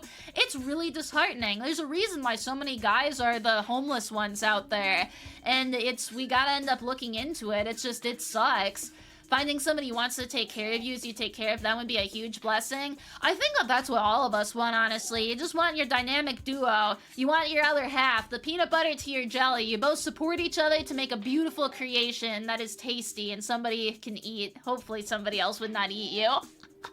Very knowledgeable, Mello, how you spot on everything you said. This is something that I actually study, Spaceman, so this isn't me pulling information out of my asshole like a clown. That'd be kind of funny, honestly. I would be such a shit clown. But this is something that I genuinely research because, again, I'm extremely passionate about this. Like, I read papers on this. I will specifically go out and, like, research it just because I don't know how to fix it. I want people to just be okay, man. Yeah, it really does. It sucks, especially single dads. One, are just not treated very well in general, and I think the biggest one is it feels so bad, and guys talk about this all the fucking time, but it's like dudes who will go take their kids to a park and all the moms just think that they're a pedophile right away, and it's like, I'm just watching my kid have fun. I'm not here to look at your children. Stop. Like, God. Hey, Coco, what's happening? You're taking one species out of an ecosystem, and in the long term it affects everybody. It really does, yeah. And the issue with this too is we don't know how to fix the problem right now. I think a big one is that you have to be kind of self-motivated. You have to be the battery inside of your machine to keep yourself going, even when the going gets really, really tough and you're running out of juice. And that is, again, way easier said than done. Mega, hello! Thank you, I love you too. Mwah, big smoochie. Hi, fellas, what's happening? I got to say it before the alert even popped up. Hell yeah. Also, excuse me, I'm muting myself for just a quick second. Thank you. Hey, Aki! Having self-motivation and knowing the reason why you do things is a lot easier. Oh, definitely. Hey, Toby, what's up? Also, I love you too, fellas. Mwah! You babysat your sister a lot and always felt weird taking her to a park? Yeah, it's, God, it's the curse of just being a dude instead of a female-dominated spot. It's, I feel bad for teachers as well. I have a lot of family members who are teachers, actually, and the boy ones will end up being like, yeah, I know that a kid is struggling and I just want to give them a hug, but I know that if somebody sees that, if the kid just decides that they don't want that type deal, that guy is losing his job so fucking fast, it's not even fucking funny, and that is just super unfortunate. Are you a Mona main? Oh, absolutely.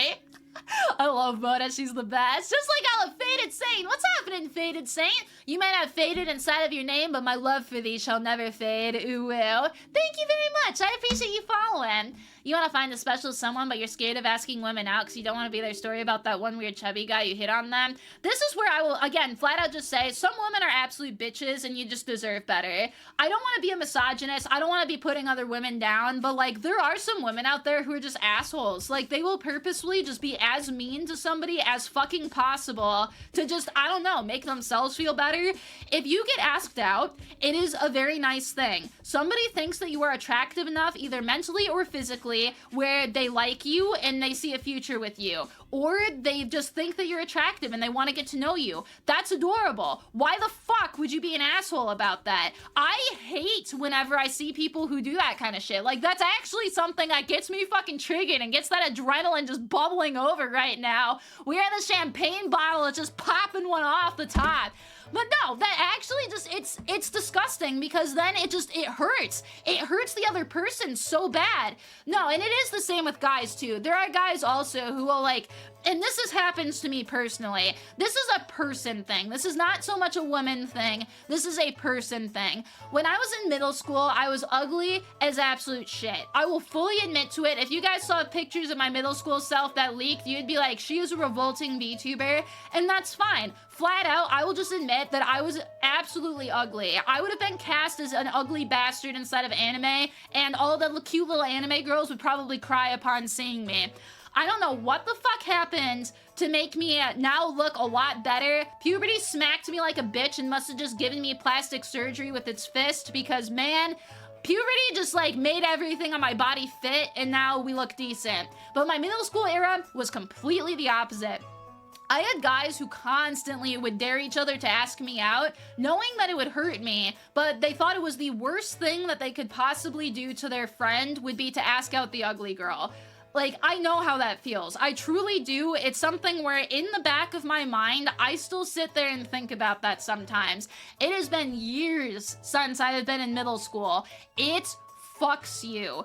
When you are somebody who is self-conscious and really making an effort to just do whatever it is you are doing, just be yourself, ask somebody out, do whatever, there are people out there who who are absolutely not worth you. If somebody is that much of a dick where they feel like they have to do something like that to you, that is so not worth your time, and you deserve so much better. It's not even fucking funny, man. So I know how that feels. It's a very, very valid, real fear to have, and I don't want to say that that's not going to happen, because there are people out there who that does happen to. There are girls who will say, ew. There are guys who will say, you should only ask me if you're prettier. There are just people out there who are going to just be assholes. This is why I'm saying too, what's up, muscle mommies? God, I love your name. That's sick. There are just people out there who are not going to be good to you, and you gotta find the ones that are gonna be good to you. The best thing that you can do in those situations, and this is something where I'm a fucking weird ass kid, and I don't expect anybody else to have done this. I knew this when I was back inside of like 6th, 7th, 8th grade. I knew that I was just going to end up just being better. I was like, you are not worth my time, and I'm not gonna dwell on this shit. There's something in the back of my brain that does remember that shit, but I just would go on with my day and just be like, well, obviously they're not gonna be my friend. I'm never gonna see them again after leaving this hellscape, so I might as well just like not be super bothered about it. And that's, again, very, very difficult. I don't think very many people can do that. I don't think very many 10-year-olds can do that, quite frankly, but that's just where we were at for the day. I'm good. How are you doing, Mommy Kafka? Howdy, howdy. You're not hurt by the shit some person said in grade school because it made you realize that they're just salty because their dad left for milk and my dad invented milk? But nah, it's just, there's the reason why there's so many, like, insults and jokes about people who peak in high school and that the nerd boy ends up taking off way later, has the hot wife, has the nice house, has everything else, and it's just, you gotta be the better person at the end of the day. It sucks, it's a difficult battle, but you can win the war, literally. God damn it. You have a hard time with emotions and being emotionally? Yeah, the best thing I could ask you or to do, Lord Croc, would be to start studying up on emotional intelligence. Emotional intelligence is literally just you get in tune with your own emotions and the emotions of people around you. Also, love you too, Sylvia. Mwah. There's a lot of videos online for it that you can watch, and they gives you exercises to just try and figure it out. You can actually take courses in order to go through and do that kind of stuff, so that's always really nice. But emotional intelligence is the best. And this is something that you can even do like now while you're just working on stuff. You can be watching whatever I'm doing right now and sit down and just think about how your body feels. Really sit down and focus on, do I have anything that feels tight? And when I say tight, it's just like a gripping feeling inside of your body. Do you have like anything that feels like things are fluttering or bubbling? Do you feel like something is gripping your chest? So like how you would grip a can of Coke, do you feel like something is trying to smush your can of Coke inside of your chest? Do you feel like something's stuck in your throat? Do you feel like you have your smile or like your mouth forming upwards? There's little physical reactions that you can think about that go on inside of your body, where if you can start to match them, where for example that tightness that's inside of your shoulders, that might be stress. A lot of people will carry stress inside of their shoulders, so if you feel like it's tight, and you can even physically like grab your shoulders and feel it sometimes, and if they're tight, you might be a little bit stressed out. If you have those bubbly feelings inside of your stomach, you might be anxious. You also might be anxious in a good way, where sometimes people describe it as butterflies, where if you're in a good mood and you're happy, you can feel little butterflies just rumbling inside of your tummy, like Winnie the Pooh used to say. If you have tightness inside of your chest, where it feels like something's trying to like grip inside of your heart and Kali Ma it out there, you might be feeling stress again. You might be feeling anger, sadness. There's many different feelings that it can be. The best thing that you can do is feel for your body physically, and then try and sit there and think about whatever you are thinking about right now. So like, for example, with me, I can definitely tell that I am a little bit anxious right now because I know that the topic is serious and I want to do a good job. So I have little rumblies inside of my stomach. I definitely do feel my shoulders are tense. Part of it is how I'm standing right now, but the other part of it is that I'm very stressed from having to get packed and do a lot of stuff before I head out to go see my family tomorrow. There's I'm smiling right now because I'm clearly happy that I'm with you guys, and I can feel inside of my brain and inside of my like heart and body, frankly, that I'm happy. It feels good. It literally is just like a nice feeling. So you just have to like sit down and just pay attention to that. It's interesting. It's gonna take you a while, especially if you're not used to feeling specific things and naming them. But watch some videos, you can read some articles. YouTube's honestly great for learning emotional intelligence, so I would strongly recommend that. Bistro, what's happening, Bistro? Howdy, howdy. You got Mathica in there. I'm not even sure what Mathica is, but I do know that you plus me equals Mello Happy. So welcome, Bistro. I appreciate you for being here. Mwah, big smoochie. Doing a good job. You enjoy the vibe of the night? I'm glad. Thank you. There's a lot of the serious stuff like that where I feel like a lot of people don't expect it from me because I'm usually like, woo, big dick, I love titties. But I'm a human at the end of things. At least I think I am. Probably am. But we're all a little bit nuanced out there. There's a lot of things that I have passion in, and emotional intelligence is also one of those things. I was debating on doing a stream on that, but I don't want it to be super boring. If people are interested in it, I could definitely go through and teach like a lot. I actually teach that for my job, so I'm pretty good about handling it, but yeah. Honestly, taking an upper level psych class the couple months, oh, and learning how to breathe. Yeah, learning how to breathe is so good when it comes to anxiety. Oh, no problem at all, James. I'm absolutely happy to do so. We did the same thing last year, and it's truly just, it's, for as long as I'm streaming, we're gonna be doing stuff to talk about men's mental health because it's the best. Oh, thank you, Bistro. Yeah, that's actually one that I've taken before. Mods, you can leave up that link if you wish to. But yes, you can also just look it up. Whoops, sorry, that got deleted. It's fine. For the emotional intelligence stuff, Bistro, I just want to say that was an accident. Don't worry about it. For the emotional intelligence stuff there, it's something where you can just look up and you can definitely get ranked on your emotional intelligence too. So that IDR Labs one, I was familiar with it. That's why I said that that should be okay. In general, I would just say be careful with links. We have to make sure that there's nothing malicious out there, so just know that that's why that was there. But the IDR Labs one is really good. There's other versions that you can take. It'll give you a good idea of where you are starting. And please, for emotional intelligence in particular, do not feel bad if you do not score good. It is totally okay for you to not have a good score on it, especially when just starting out. To make you feel better, my coworker that I was talking about before, who's going through like her mental health struggles and her journey right now, I'm pretty sure that she technically, if it was a test, she would have absolutely flunked that test. We've actually been working together at my job, and she's risen like 5 points since starting, so it's something that you can learn and grow and do as you go along. The purpose is not to win that test, the purpose is to actually figure out where you are. Hey Lulu, how are ya? One of the weirdest things for people to grow up with a bunch of mental health problems is realizing that all that isn't normal. Oh my god, Dashery. This is, I promise you, I'm not gonna talk too much about Mello shit, but I do just need to like, oh god, I gotta explain this stuff.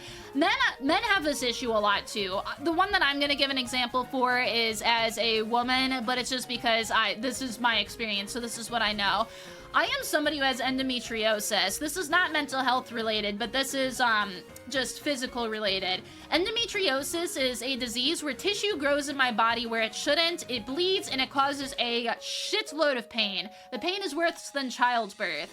I spent my entire life thinking that fainting, puking, pretty much like crying from being in pain on my period was normal.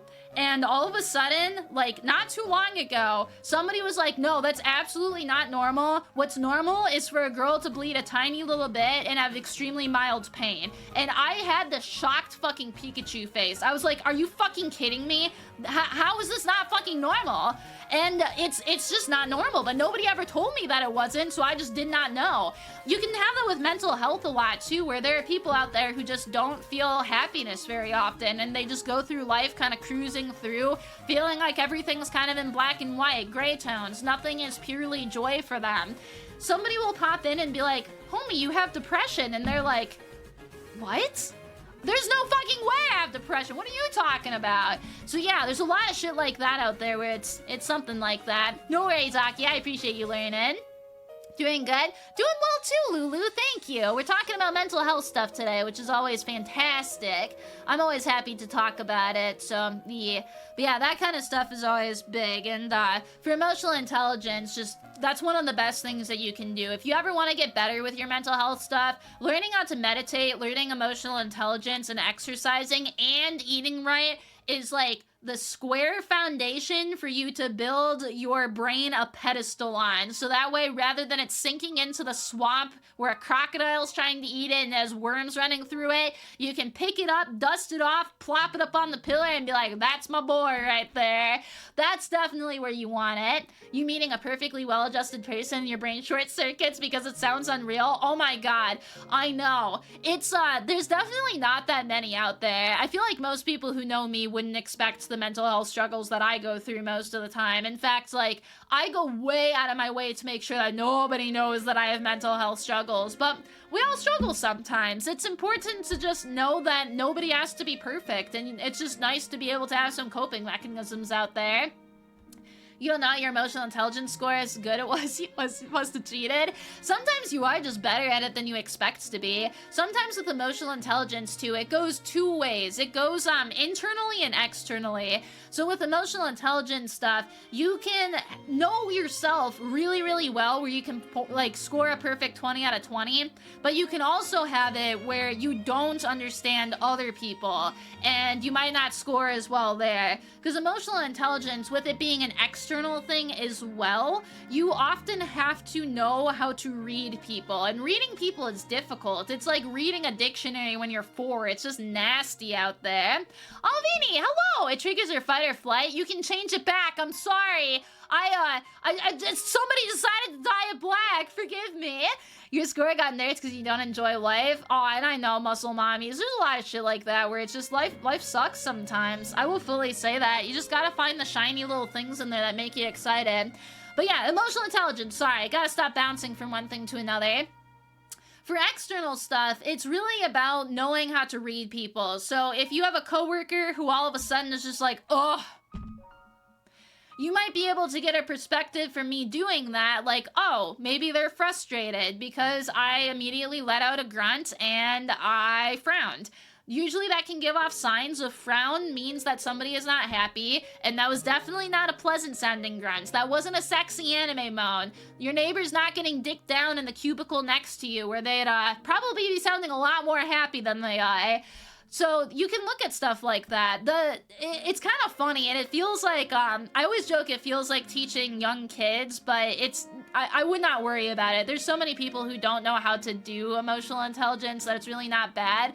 The biggest thing that you can do for it, hi Red Carnation, aw, thank you for making my head red, now it matches you, ooh will. But the biggest thing that you can do is you just look at people's faces, where mine might not be the best example ever, but it's just like, what emotion is this?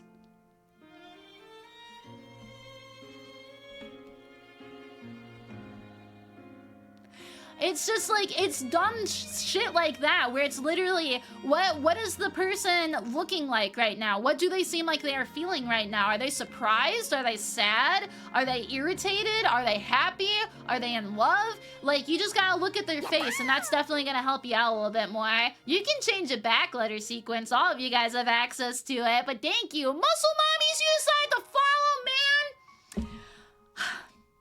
My dream's it's coming true today. I got the muscle mommies coming here to party with me. Oh my goodness, I gotta fan myself out a little bit here. Ooh, well, welcome muscle mommies. It's always nice to be able to have a cool homie like you here, so thank you very much. Mwah, big smoochie. Cozy Moozy, that cookie was so fucking good. I've been eating it the last couple days and it's great. Also, hi Zumi. You want to share your experience, but you're not sure how to? If you want to even try here, the only things we have to make sure that we are being good about is, I do want to talk about the suicide stuff with men. We have to be careful with your guys' comments, though, just as that's something that Twitch is not very happy about, necessarily. I don't want to silence you guys, and this is one that kind of hurts me a little bit that I have to do it, to be completely honest.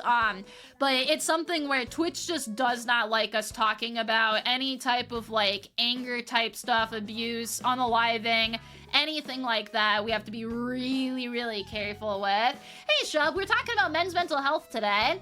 You thought the cookie was gonna be nasty? That one piece that I ate that had the mint, orange shit, and everything else inside of it, yes, that was fucking nasty. The rest of it, though, hell yeah, pretty damn good. But yes, you didn't have a father growing up, so you didn't have the best guidance that you could have. Yeah.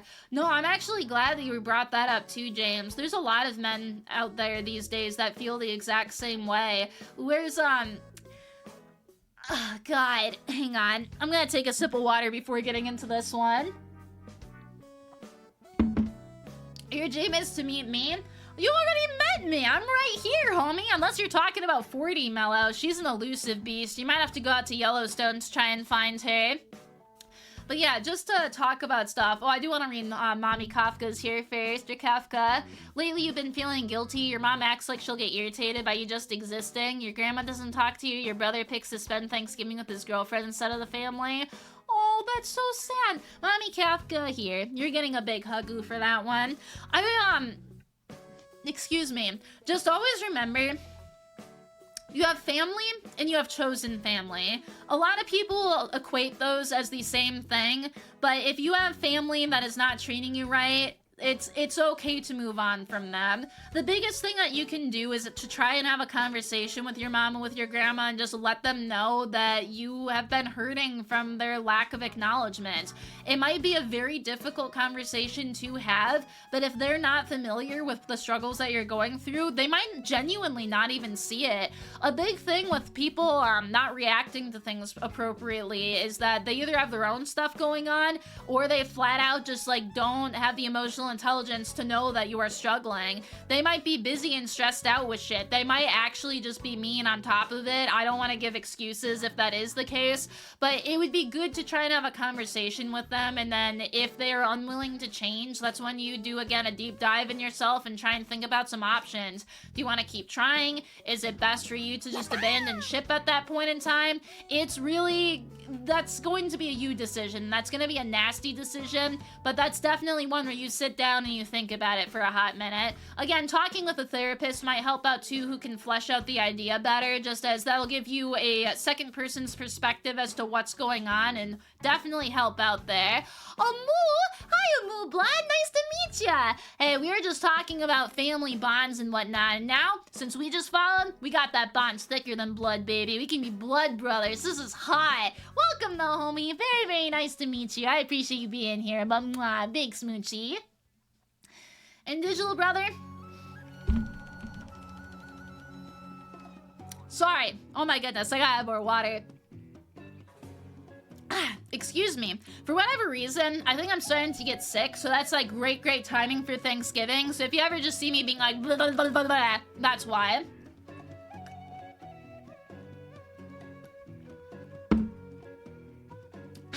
Okay, much better. There's two other things I want to talk about, but I do want to say, sorry, digital brother, I wanted to respond to you, but then I was just like choking on nothing, which is great.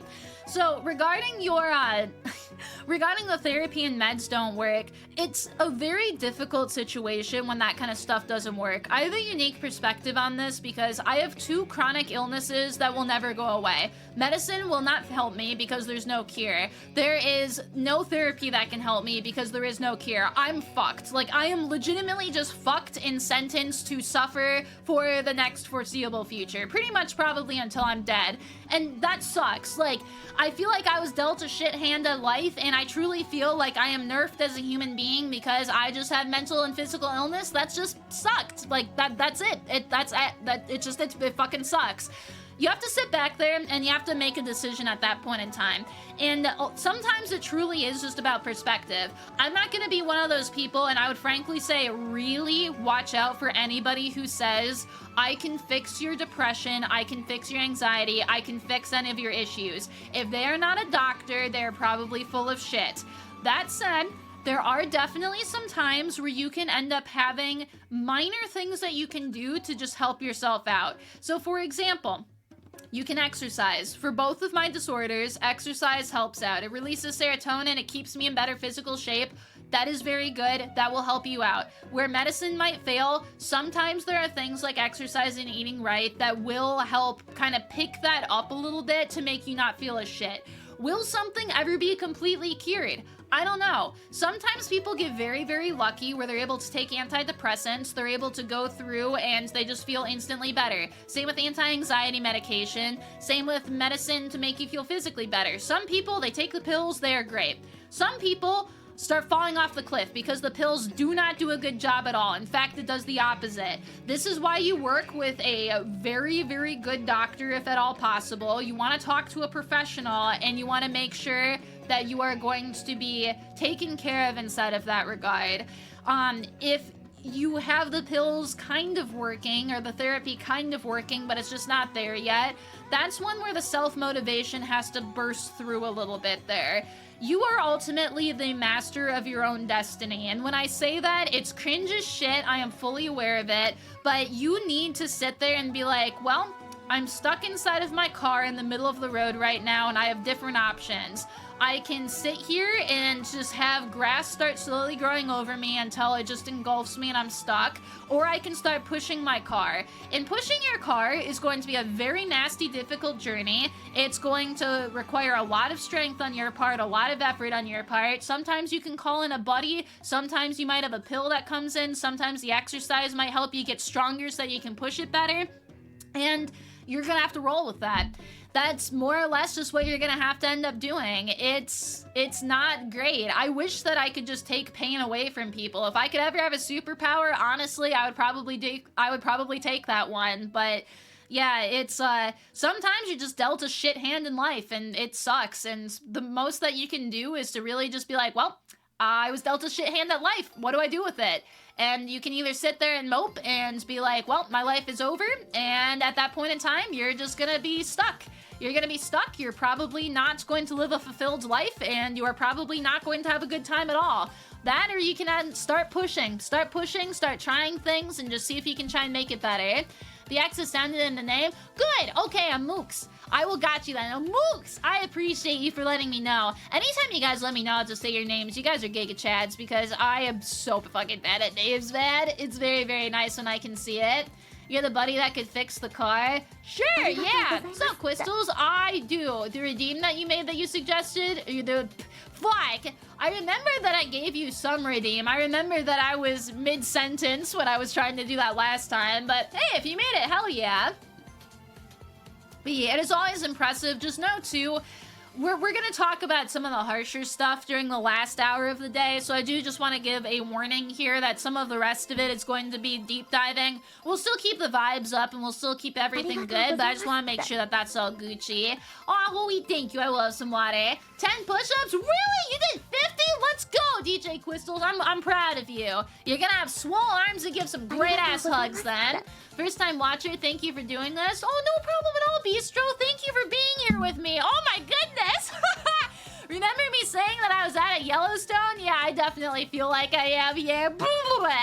Thank you very much. You're a sweetheart, especially for doing that on your first time here. But I'm glad that you appreciate the work that I'm doing. And just know, I may just be a dumbass on the internet, but I appreciate you too. I just want you guys happy and healthy, and I'm happy to do this. But thank you. Alien Uprising, yo! How you doing too? Shout out to Bisto. I know Bistro's so good. Thank you again, home dog. Lurking cadaver. Well, now you're no longer lurking. You're inside of my room, baby. Now you can be a sitting cadaver next to me, and I have a feeling I'm probably gonna get the cops called. But you know what? You're worth it. Thanks, homie. I appreciate you for being here. Mwah. You get a big smoochie. Jay says, oh, God, so sorry. I'm dyslexic. Sometimes I read names wrong. JSCH Watts. You know what? I like it. If you're a Watts, you have to be like the maximum watt light bulb because of how bright and beautiful you are. Thank you. I appreciate you for following, homie. Welcome, welcome. Mwah. Big smoochie to you. It's weird. You love coming to see me? Thank you, Crimson. I love you guys being here, too. Like, I know I mentioned it earlier on stream as well, but this flat out is something that keeps Mello going. I would be nowhere near as happy, and I frankly would be struggling a lot more if it was not for you guys. So, when I come in here and I am all happy and I am giddy and we're just having fun doing whatever the fuck it is that we're doing for that day, know that it's something where that's... One, me pushing myself to go do things, because this was definitely something where I was terrified to be a VTuber, and I was like, fuck it, we're gonna have fun, go do it, bitch. And I did it, and I have absolutely no regrets. Sure, it's a lot of fucking work, but the payoff is just grand. I feel like I need a hug. Oh, I'll give a hug, yeah. This is such a bad analogy for it. I feel like I'm a mom, though, who's just learning the ropes of trying to go through and do stuff, and I'm just, like, watching my kids grow up, and they just, like, stop by. You know what? We're an elementary school teacher. You know what? I'm not gonna demean you guys to children. We're a fucking college professor, baby. But I just get to watch you guys come in, and then you touch my life a little bit. Maybe I touch yours. Not in a sexy way, I promise. We're not about that here. Not at least on this stream, and then we just gotta do stuff, but it's all nice. 8-bit nuggets, what's happening, 8-bit nuggets? I always like nuggets. They're made out of chicken or gold? Gold is shiny sparkly, and that's what my eyes do when looking at you. Ooh, will. Thank you, 8-bit, though. 8 is also my favorite number, and 8-bit stuff is fantastic, so appreciate you being here, homie. Only thing you can control are your thoughts. You can control the thoughts a little bit. Like, at least for PMDD stuff, I'm always really sympathetic towards people who have mental illness because PMDD turns me into, like, a Dr. Jekyll, Mr. Hyde situation. Like, PMDD Mello, I will just sit there, and my brain will flat out just be like, unalive yourself, unalive yourself, unalive yourself. And I'm like, that's nice, brain. I'm trying to watch a movie right now. Can you, like, calm your titties a little bit? They're flopping all over the place, and they're starting to, like, sonic boom speech into my ears. And I can't stop those thoughts. I legitimately cannot. They do not fucking stop. No matter how hard I try and think about don't have this happen, they will just come through anyway. For some people, they can be put on meds to make that fix it. PMDD can't get fixed though. I'm stuck with it. So you have a lot of the times you just gotta find some healthy coping mechanisms at least. Chicken hi, that's so cute. Can you talk about the time you became depressed? You can. Please make sure that you read the pinned comments, though. Know that this is not what I want. I would like if we could have, like, an actual good discussion here. Twitch does not like talking about unaliving very much, so I just want to make sure that if there's something about that you know that my heart goes out to you and that I'm not trying to suppress your feels. I know that those feels are real and valid. I just want to give that heads up there. PMDD is premenstrual dysphoric disorder. You can look it up. It fucking sucks. Look up the one from Cleveland Clinic and see all the different symptoms that are on that list. I have all but 2. Hell yeah. No, it's actual ass. Who's not ass though is Moo Moo. What's happening, Moo Moo? I like that you have 0 TP. You know what? If you had 0 TP and it was mid-COVID, I would share my TP fortress with you. I definitely did not have a TP tree fortress, but we can now make our fortress together. Ooh, well. Welcome, homie. Nice to meet ya. Hey, Dots, what's happening? Yeah, I was gonna say, it's always nice to be able to talk about the men's health stuff. I appreciate you being here too, homie. Your mom never medicated you for your ADHD because she was worried you'd get depression. Now your brain is fucked. There's a lot of misinformation and stuff out there. And part of it, like, you have to think about in the mom's perspective where she might have just been misinformed. There was a lot of stuff when we were growing up where they had the whole, like, ooh, vaccines cause autism and that type shit. Sometimes parents would look at that and think that they are helping their child when they might not be helping their child. So I'm so sorry to hear that though, homie. That does not sound like a great time at all. You just retired out of the Navy and Big Sad hit pretty hard. Oh, hey, I'm glad that you're having a good time then, Baba Booey. I'm glad that you're here to have a good time with me too. You get a big huggy, thank you. Also, Kumo, welcome, Kumo. Man, I can give you a bear hug as well. That's what a Kumo is, Zephyrus. Hell yeah. That one was for you, homie. Welcome. Very, very nice to meet you, sir. This is the first stream of yours you've seen, but honestly, you love the vibes. I'm glad you like it. We try and keep up the good vibes here. We're talking about some harsh stuff today. But it's nice to be able to have just, like, a nice solid conversation with the homies about it. No problem at all, Blue Ghost. Thank you. Aw, thank you. You have very, very safe travels during your Thanksgiving as well, and have a wonderful time. Lovers you too, homie. Mwah. Big smoochie. Before you even discovered you on this Twitch channel, you used to watch another VTuber stream every day when you're home. Hey, if you're watching another person's too, that's great. It's always nice to be able to share the homies around, be able to support everybody. Information wasn't as widespread during the parents' adulthood. Yeah, and it's something where that's, again, the emotional intelligence to be able to break down different situations. And this helps for just in general, you guys dealing with your issues too, where it's a big thing that I do just in dealing with streaming and also for my job stuff, where, for example, I guess we can use the mom not knowing the information thing. You might be really, really frustrated where you could be living a very different life if your mom had given you different medication or a different way to handle your ADHD.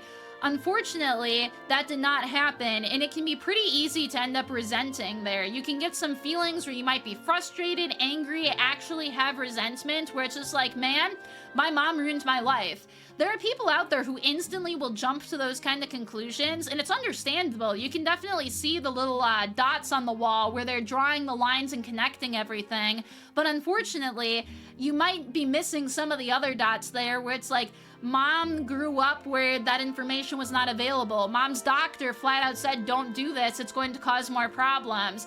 Mom ended up having somebody who was allergic to a different medication that all caused all of this other stuff. It's a lot, I think, easier to process why decisions were made and how things happen when you can look at the little dots and see it from the big picture and then come to your own conclusion after the fact, being like, oh, that's a very unfortunate thing. I'm lucky I know this now. Maybe now I can work with my mom to get me on a different path so that way I can handle things better and kind of go from there. Oh, thank you, Jay. I hope that you have a wonderful time too, homie. But welcome and thank you. So you're all good. You may be unmedicated, but your vibes have never been down for long. That's great. You're gonna dip and play Star Rail. You enjoy, homie. I hope you have a great time. Aw, thank you. I'm glad that you like my name too, man.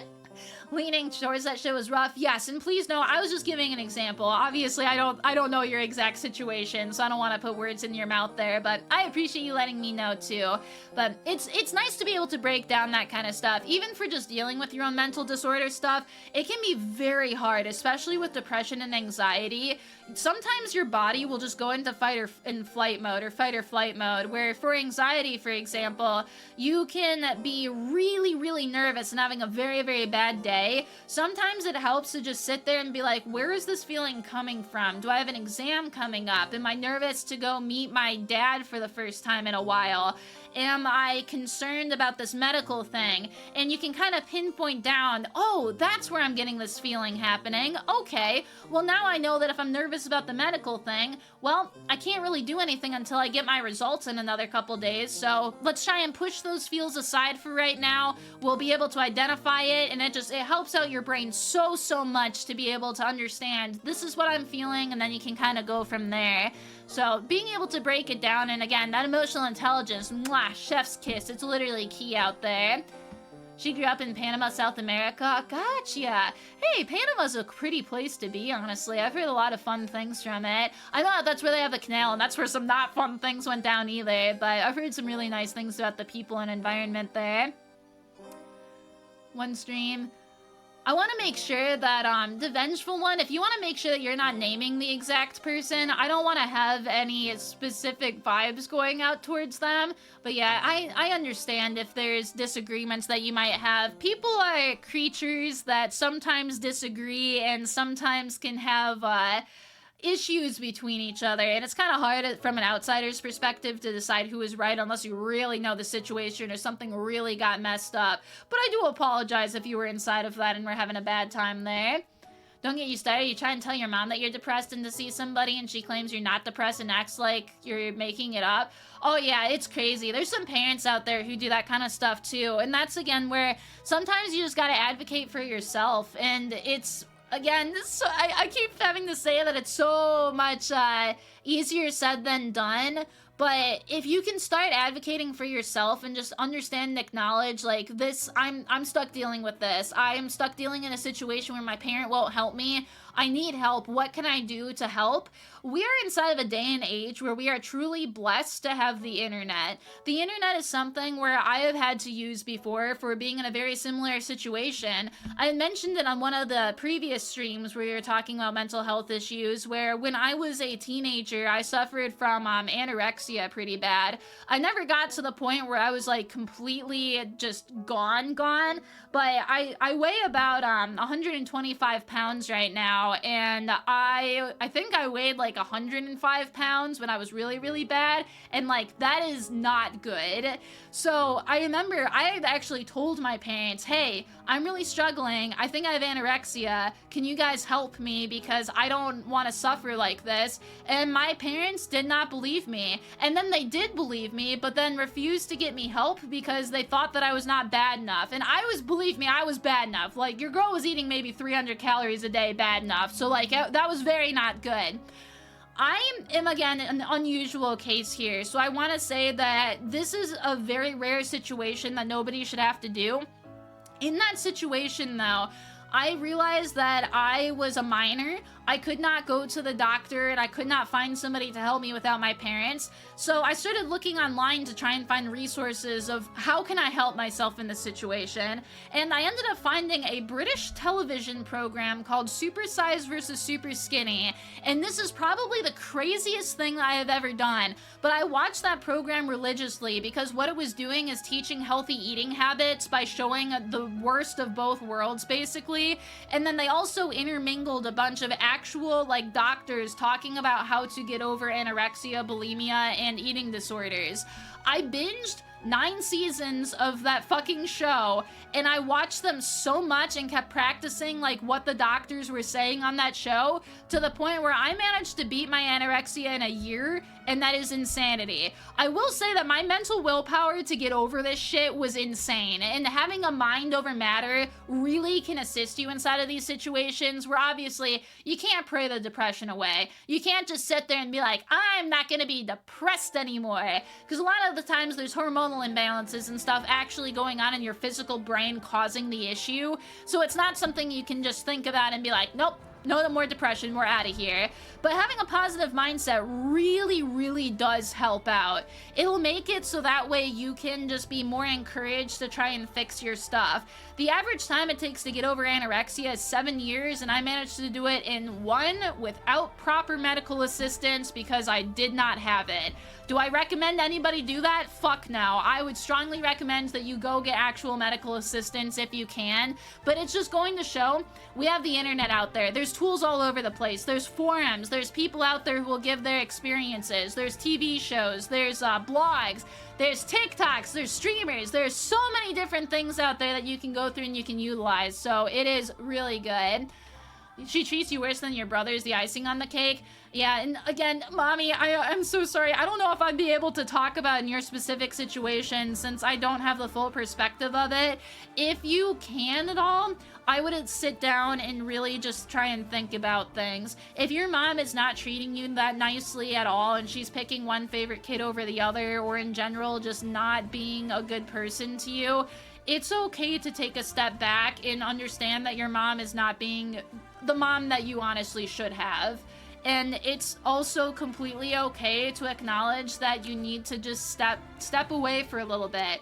I would still really, really recommend having a conversation with her first, because she might not understand that what she's doing is that harmful to you. But if she is somebody where she is just not willing to get help, not willing to listen to you, some people truly are just lost causes, and you need to know when to throw in the towel and be like, well, I tried, and you are not being nice to me, and I just need to be out of here, man.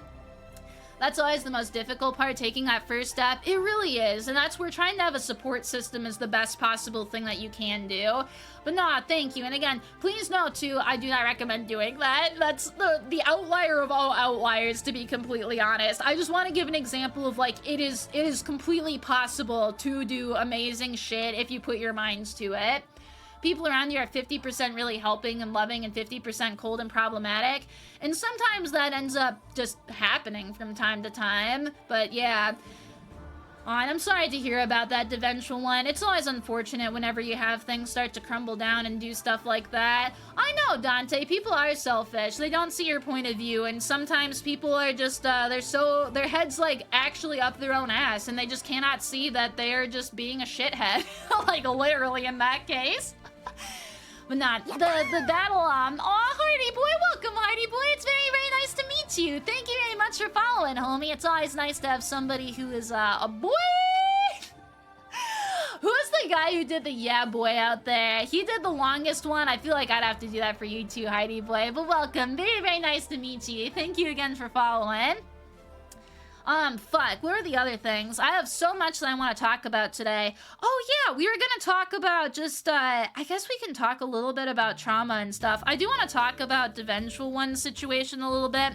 So, streamers and viewers are in a very, very interesting situation where it's almost like teacher and student a little bit, where it's difficult for us to know you and vice versa. And for some of it, it's a good thing. There are some people out there who get overly attached, and some streamers like to keep their distance to make sure that that does not happen. For some wants to know more about people, but it's very difficult because you are one person talking to sometimes many people, sometimes thousands of people. At that point in time, it's nasty to try and learn all of that stuff. Streamers are people too, just as viewers are, and it's something where I'm very passionate about making sure that streamers also know that viewers are people. I don't want to throw too much shit at her because I don't know a lot of the whole situation, but there's things like the Pokimane situation going on right now where she was not the kindest to her fans. She either made a very distasteful joke or she made a statement in anger that was harmful to her fans, and that ended up breaking containment and really damaging just her everything right now. Sometimes streamers are just people, and sometimes they don't make the wisest decisions either, and sometimes viewers don't make the wisest decisions either. People out there are just people. You'll vibe with some, you won't vibe with some, you'll end up getting into fights with some. There is just a lot of different shit that can end up going down, and it's why I try and have human conversations with everybody, at least the best that I can do, because I feel like it's a lot better to be able to go through and do that. But yeah, teacher OE VTuber, God, I feel like there's some times where I'd be able to fulfill the teacher, but I feel like, God, I would not be able to do it. And I mean, sometimes you do get banned for things that you fuck up, and sometimes you get banned for things that you don't fuck up. I can safely say that every single person who has been banned from our Twitch and from our Discord has royally fucked up. I am lenient when it comes to shit. And there's just people who have a harder leash, there's a harder, less of a leash, and there's some people who have more of a leash, and at some point in time, shit happens, and sometimes people just hop out of your life, and the best thing you can do is honestly just move on. You move on, you be the best version of yourself. If you fucked up, you have to learn from it. If you were the one who didn't fuck up, but somebody else just abandoned you, then again, you just gotta kind of pick up the pieces and keep going. It sucks. Streamers are usually very cool and they make your life better, and that's good. There's a lot of absolutely lovely streamers out there, man. There's so many good people just trying to, like, make others happy and do good in the world. It's really, really nice to see. Thank you, Thalis. Problem is that you know that you're the obsessed one, and it's good that you know that about yourself, and that you can do a deep dive again in yourself to sit down and be like, why was I feeling that way about that person? What triggered this specifically? So that way you can learn to avoid it and potentially just figure out different things about yourself on why that might have gone through and happened. Hey, Frost Fox, welcome. Oh, you got Foxy. Oh my goodness, you are Foxy. Oh, wowza. It's glittering just like the first snow day. There's a lot of foxes that actually jump from snow, and they'll jump inside of their hole, and you just see their little tail and butt sticking out. It's so fucking cute. Sorry, you're cute, and you reminded me of that. So welcome. Just wanted to say howdy. Oh my goodness, no worries at all, Phallus. It's kind of fun to be able to have that out there. But yeah, at least with you messing up, I guess that's also a kind of good thing to talk about with mental health stuff. People are people. People are not perfect creatures at all. Absolutely nobody is perfect. The girl you think is perfect in every single way, I guarantee you is not perfect. The guy you think is perfect in every way, I also guarantee you is not fucking perfect.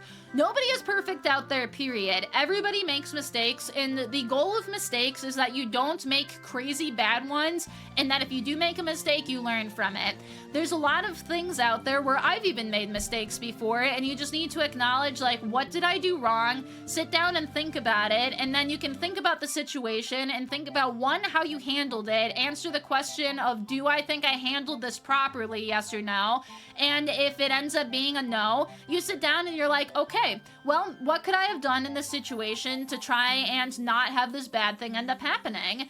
And that's just what you end up needing to go through and do. You end up learning from the mistakes, and then you make less of them later in life. Hey, Dyson, hello. You should listen to Kieran. Who is that? But also, hi, Selena. Brotera, I will have water. I probably should drink water, honestly. Oh god, I am so far from perfect, man. I don't want you guys to see me as perfect either, frankly. I'm a human being with flaws. There's a little sprout popping out and maybe a hair or two on it. Mi scusi. I want to read letter sequences there. Some people straight up don't have contact with other people, so they can't see what they're doing to get addicted / obsessed. Yeah, and it's one where I feel like I'm at kind of an awkward stage to be able to talk about this, because I know that you can get obsessed with other people. I was a teenage girl once, I feel that. I was absolutely obsessed with a YouTube person that I really liked, and it's hard to be able to know the limits of like what's okay and what's not. I always just think it's good to know the streamer's limits, where as long as you can listen to what they're saying and not like push past that, that's a good start. But if you start to notice yourself where you're going too far off the edge or too far towards the cliff and you're about to fall off the edge, that's when it's really, really nice to have that pickaxe and just jam yourself there and be like, whoa there, buddy. We're starting to get someplace here. Wait, oh my god. Now, wow. I probably said your name wrong, but god, that's a tongue twister, and we could be having our tongues twist together and have a hot-ass makeout session now that you're here. Ooh, Will. What's happening, though? Nice to meet you, Nah. Rather than Nah, I want to say yeah, because you are here and you are beautiful. But thanks, homie. Very, very nice to meet you. You're perfect at being imperfect? Yes. And it's okay to be imperfect. In a world full of so many like filters and social media of people only showing their best sides, it's honestly really, really nice to just be like, yep, that ain't me. I'm not perfect. I got a mole. I got some acne marks. I have my hair get really frizzy sometimes, and you know what? That's a-okay, baby. There's still gonna be people out there who like me for who I am, and that's fantastic. Chicken helped you get back out in the day? Hey! You struggle a lot with mental because you're paranoid and have psychosis, depressive ADHD, and autism. You go to a therapist and psychiatrist for years and also need to take pills. Man, I'm glad that you have a therapist and a psychiatrist to help you out. Oh, homie, I'm glad that you're starting to feel better each year, though. Honestly, that is absolutely fantastic. I'm giving you a little bit of a thumbs up and a little applause there, Lulu. It's super unfortunate whenever you have mental illness and you're stuck struggling with it and just trying to figure out what do I need to do? How do I get better? It sounds like you got a good grip on it. I look forward to you making it to the top of the mountain so that way you can look down and be like, yeah, bitch! I kicked your ass! Got him! For those who don't know, Stricken is a song where the protagonist falls in love with the girl, but the girl leads him down a dark path that leads him further into the abyss.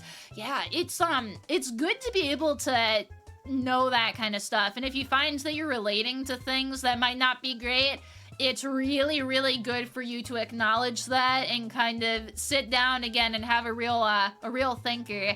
I think that this one's not coming from anything scientific. This is just a Mello perspective, so I do just want to mention that this is not based on anything but my brain. I feel like so many people these days are not sitting down and thinking about things, but it's because we have so many cool things to distract ourselves with. We got like what? I'm here talking to you, you're here watching me, we have like social media to look at, we got TV shows, movies, video games, all that. You don't take that much time to just sit down and be like, how am I doing up there? How's my brain doing? Do we gotta get her lubed up before she goes through another fucking? It's a lot of stuff like that. Sometimes it just takes, it really helps out if you just take a little bit of time each day to just sit there and just think about some shit. Hey, Rev Doc, what's happening? Someone has climbed a few big mental health mountains. You believe in you all? Yes, Rev Doc, thank you. If the doctor says it, you know that we got this shit. Disturbed is a fucking banging bands, too. I love them. Meanwhile, the ones that I feel are mindless self-indulgence, man. I hate myself. Not to be TMI, but your job's entirely boomers twice your age, and your friends are usually busy, so sometimes you chat with streamer you follow for socialization. I'm not even kidding, letter sequence. Like, I stream one for mental health, and at least for the other selfish reason why, I live in the middle of fucking nowhere because I had to move to the middle of fucking nowhere because I was getting stalked. So, like, I feel that so much. Everybody I work with is a 40-year-old MILF, and, like, I love my 40-year-old MILFs, don't get me wrong, but I am, like, half their age and get along with people enough to, like, vibe at work, but I have next to no friends out here. I get to see a handful of people that I met at my job maybe like once every couple months, and by couple months I mean like 8 months or so, and that is literally it. I have my roommate, and she is the greatest thing ever, and I'm gonna cry when she ultimately decides to, like, leave me, because I am going to be left with nobody. I have all of my friends just living in different spots because I had to move and couldn't tell anybody where I was, like, moving to. It's insane. So I relate to that absolutely hardcore, but that's literally why streamers are out there. There's definitely people who are like, streamers are evil. They're just there to try and take your money and to keep you distracted so you don't get a hot wife and have kids. And I don't think people see the benefit in just having people out there to talk. It's interesting too because I can't speak on behalf of any streamer by any means. For me, at the very least, it's honestly beneficial to me too, because it lets me have an outlet that's not me bothering my roommate like absolutely 24/7. So I feel that a lot there. And for you guys too, if you don't have another person to talk to, it's nice to be able to pop into some people you just like vibing with. The best one, and I think that this is even better. So like, I don't want to. Please do not see this as advertising for this. I really do not mean it this way. I truly just mean this as a resource, and I'll open it up to, like, more things. Discord servers. Discord servers for fucking anything. My Discord server, I know, and the reason I'm going to say this one is that my mod team, and even there's a couple people I've talked to within the server, are like, I did not have friends prior to coming here and just being able to vibe with people. And I cannot express how happy it made me to know that people just feel like they have a spot to be able to hang out with each other.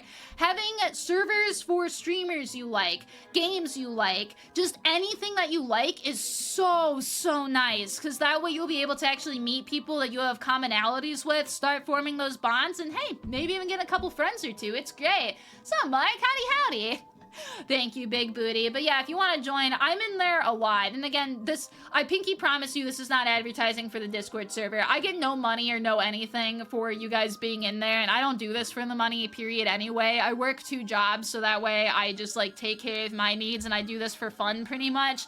But, I'm in there quite a lot. We have weekly hangouts. There's people who are in there all the time who talk. I try and be in there to just talk to people because I know how that life be sometimes. It's nice to be able to do stuff. Aw, Frost, you had to move in 4 different countries? That is crazy. Hopefully you ended up grabbing some friends in college because, man, I can understand that. Rev Doc, you decided to follow too? Welcome, homie. The doctor's in the house. You are one doc that I'm definitely not going to be eating applesauce or apples for. I want you to stay over here. Ooh, will, but thank you. But nah, I'm glad that you like it too, Nightshade. It's something where I've just had so many people reach out being like, we are thrilled to just have a spot to chill and just know that people are going to be friendly and nice, and I love that. It's so good. But yeah, I appreciate that too, Darkson. I feel bad. I'm really bad at, like, self-promotion stuff because I don't like it. It makes me feel icky, so I feel that. You're a Discord liker if that's a thing? Oh, that's 100% a thing. That's me in literally everything except for my own Discord server. The amount of times, too, that I creep on other people's streams and I'm just like, oh my goodness, I can't talk to you because I'm so embarrassed. There's a lot of stuff that ends up happening there, but hey, even if you're a lurker and you just get some enjoyment in seeing some of the dumb shit that's said, it's wonderful. But thank you guys, you're sweet for that. Alright, I do want to talk about a couple other men's mental health things. Let me grab... We're getting our shit here. This one's gonna be some of the real talk stuff, and I just want to go over this because these are things that are very important to me, and according to most of the other shit that I read, they're also very important. These are kind of fun, but these are also kind of a hot mess, so I do just want to be aware of that. We went over the fact that a lot of boys are lonely, and that a lot of boys feel lost and have a sense of direction. Unfortunately, one of the things that's been happening with a lot of our boys lately is the direction that they are going into is not fantastic. I will say that I have some bias inside of this. I have a horse in this race because this does end up affecting me, but there's a lot of boys who are lost, and when you're a lost boy and you start looking for solutions, where do you end up? You look on YouTube and you start to find all the red pill content, the MGTOW content, the Andrew Tates out there who are going to literally just try and sell you things. I went on a rant last week about how y'all need to not fall for big tinny men trying to sell you shit. All they're trying trying to do is inflate their own ego and buy another Ferrari from your hard or earned winnings. Like, that is not good. I trust that you guys don't go out there and do that. I'm saying this more for if you see a friend start to like inch down that way. It's not a healthy mindset. I'm saying that not as a woman, which I know that we are often the punching bags for these types of dudes, and I understand that. It's very easy to look at something being like, har har, woman sucks, she take all my money, and like, there's part of that that is true, so I understand that shit. What I am saying with this, though, is there's a lot of men who are very predatory and end up they grab people who are lost and they almost put them into like little cult type deals where all they're going to do is feed you a bunch of bullshit to make you angry so that they can take your money. And it's just not fucking worth it, man. There's definitely the problem with it and why so many people end up falling for it. Red pill content's to kind of explain what I'm talking about, because I bet that that'll end up helping. It's a lot of these men who end up blaming women for a lot of societal issues, and they will try and give you solutions as other young men to get over that. They'll basically preach that all women are devils and that they are literally there to just be leeches that suction all of your money. They are just there to ride the cock carousel, which I think is one of the funniest things I have heard in my entire life. Like, I love that. That's so funny to me. They keep going on about how women ride the cock carousel and then come back to you when you're like 30 and used up and shit like that. And it's really just them blaming women for all of societal's problems. Now, society has a lot of problems. There's a shitload of nuance that goes into this, where I will safely say there is an actual issue with women divorcing men, getting a lot of their money, and getting the kids. That is an understandable thing that I think is totally fine to be upset about, and it is something that's a very real thing that does happen. But the issue is that rather than understanding that there's a lot of different societal woes all coming together for one giant twister of fuck, they point at women and go, woman bad, woman evil, blame women for everything, and then more guys start to go on and do the exact same thing. Now, it sounds fun. It's kind of nice to have a hate mob to go find your devil and be like, woo, get him, bitch! But the issue is that the men are not doing good from these situations. They're just as lonely as ever. They are giving their money to be inside of these men courses to guys who are not giving a flying fuck about them, literally just using them as wallets. And guys are just fucking miserable. They're just as miserable as they've ever been, except for now they hate women on top of it. And it's like, if you're trying to get a wife, how the fuck are you gonna get a wife if you literally hate the people that you want to wife up? It's a hot mess, and it's something where it's totally understandable to be lost. It's understandable to even be irritated about some of the stuff that these guys talk about, because they talk about very real issues, and that's how they end up getting you into the specific environment that they talk about, because they'll talk about very real things, but they leave information out of it that is pretty vital to look at the big picture of shit, so that way you can come to your own conclusions about stuff. Yeah, fuck indeed. Nowadays, it feels like you have no time to even think about dating. Me! There's teachers who try and stop elementary school kids to listen to Andrew Tate types. Yeah, and it's a real fucking epidemic. Like, I've even had this just inside of my work where people will just be like, you're a stupid idiot bitch. And I'm like, all right, that's, well, we like that. And, like, it's just how it is. Like, women have been hated constantly, and it's, at some point you just have to sit down and laugh at it. And I don't want to go like all feminist on it because, again, there's some real critiques that happen there. It's just they come to the wrong conclusion about it, and they definitely do not have an appropriate way to deal about it. So just watch out for that. Again, if you start seeing a homie start to fall down for it, it's definitely not the greatest thing ever. The other things that are pretty interesting is just watching out in general for bad men's group. This is part of the red pill content slash MGTOW slash everything else. There's a lot of guys who just perpetuate the toxic masculinity, and I feel icky to use like those words like that, but there's a lot of guys who will just get in guy groups, but then still they will act like all alpha males, and if you come in there as something that is not their alpha male, they're just gonna like kick the shit out of you and just make fun of you the entire time. Like, that's not cool, man. You deserve better than that. Guys come in beautiful shapes and sizes. They come in many different packages, and all of them are lovely. You do not need to be a big buff Giga Chad for that kind of shit. You can be an adorable nerd boy, and people are going to love you too, homie. So, Tap, what's happening? Hey, our names rhyme together. That's amazing. Maybe we can be put inside of a poet or a poem. I'd be down for that. We gotta hire a cool homeboy for that. Welcome, though, Zello. Very, very nice to meet you. I appreciate you following. So on the recommendations, thank you, nerd guy. I appreciate you following for that too. I honestly love nerdy guys, and if you doubt me, wait for tomorrow. I have an entire video about me lusting over a fucking nerd in a video game. It's so good. It's always nice to meet a fellow nerd here, though. So yay! Thank you for stopping by. I'm glad you like my name. If you like my name, you'll probably like me. We're both stupid. Cat loves stuff. Well, Cat, I'm stuff. At least I hope I'm stuff. But you know what? You're stuff because I love you too. Welcome, Cat. Hey, very nice to meet you too. Cats are adorable. They're soft, they purr, and they just make life better. And that's what you just did for me. So, yay, thank you. There are good and bad people everywhere. Oh, absolutely. That's why I'm just saying, just watch out for predatory people who are trying to drag you in because they'll say all the right things. They'll be like, are you a lost boy? So that you can be like, yeah! Are you somebody who feels like society dealt you a bad hand? Yeah! And they will feed you literally everything. They will end up using every single keyword where your brain's just gonna be like, zing, zing, zing! We got a winner, baby! I'm gonna go there. Only for them to just leave you worse off than you were when you came in. They're just not gonna do good for you. There are things that they say that are good. Like, in general, exercising, learning to be confident, being nice to women is honestly a big plus. But learning how to just see bad people is also very, very good. There's a lot of good that they talk about, but it's just they'll end up shoving you down a different path. If you can find an actual man on YouTube, though, who's just like an absolute fucking dude bro, who's a Chad, like, please go follow them. Go, like, watch their shit. I don't know anybody because my male role models are all probably shit. Like, I love Max Mofo and he ate vomit cake, but granted, he just got married, so I mean, maybe that's not the worst thing ever.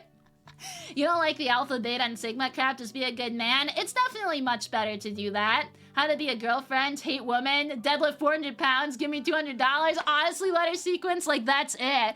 I feel bad talking about it, too, because I'm fully aware that I'm nowhere near popular enough for this to take off to get to a point where one of them would talk about me. But if this got clipped to the wrong person, I guarantee that one of them would just be like, look at this fucking VTuber. She's a fucking ugly girl, and that's why she has to be behind a cute-ass model. She's just trying to steal everybody's money because she's just going to be saying the exact same thing. But oh, she's saying the opposite. She's saying to just, like, be a cool person, work on yourself, work towards goals, try and do things to make you happy, form yourself into the ideal person that you wish to be. Don't put up with bullshit from others. Like, somebody's gonna look at that and just be like, damn, what a bitch. And like, that's it.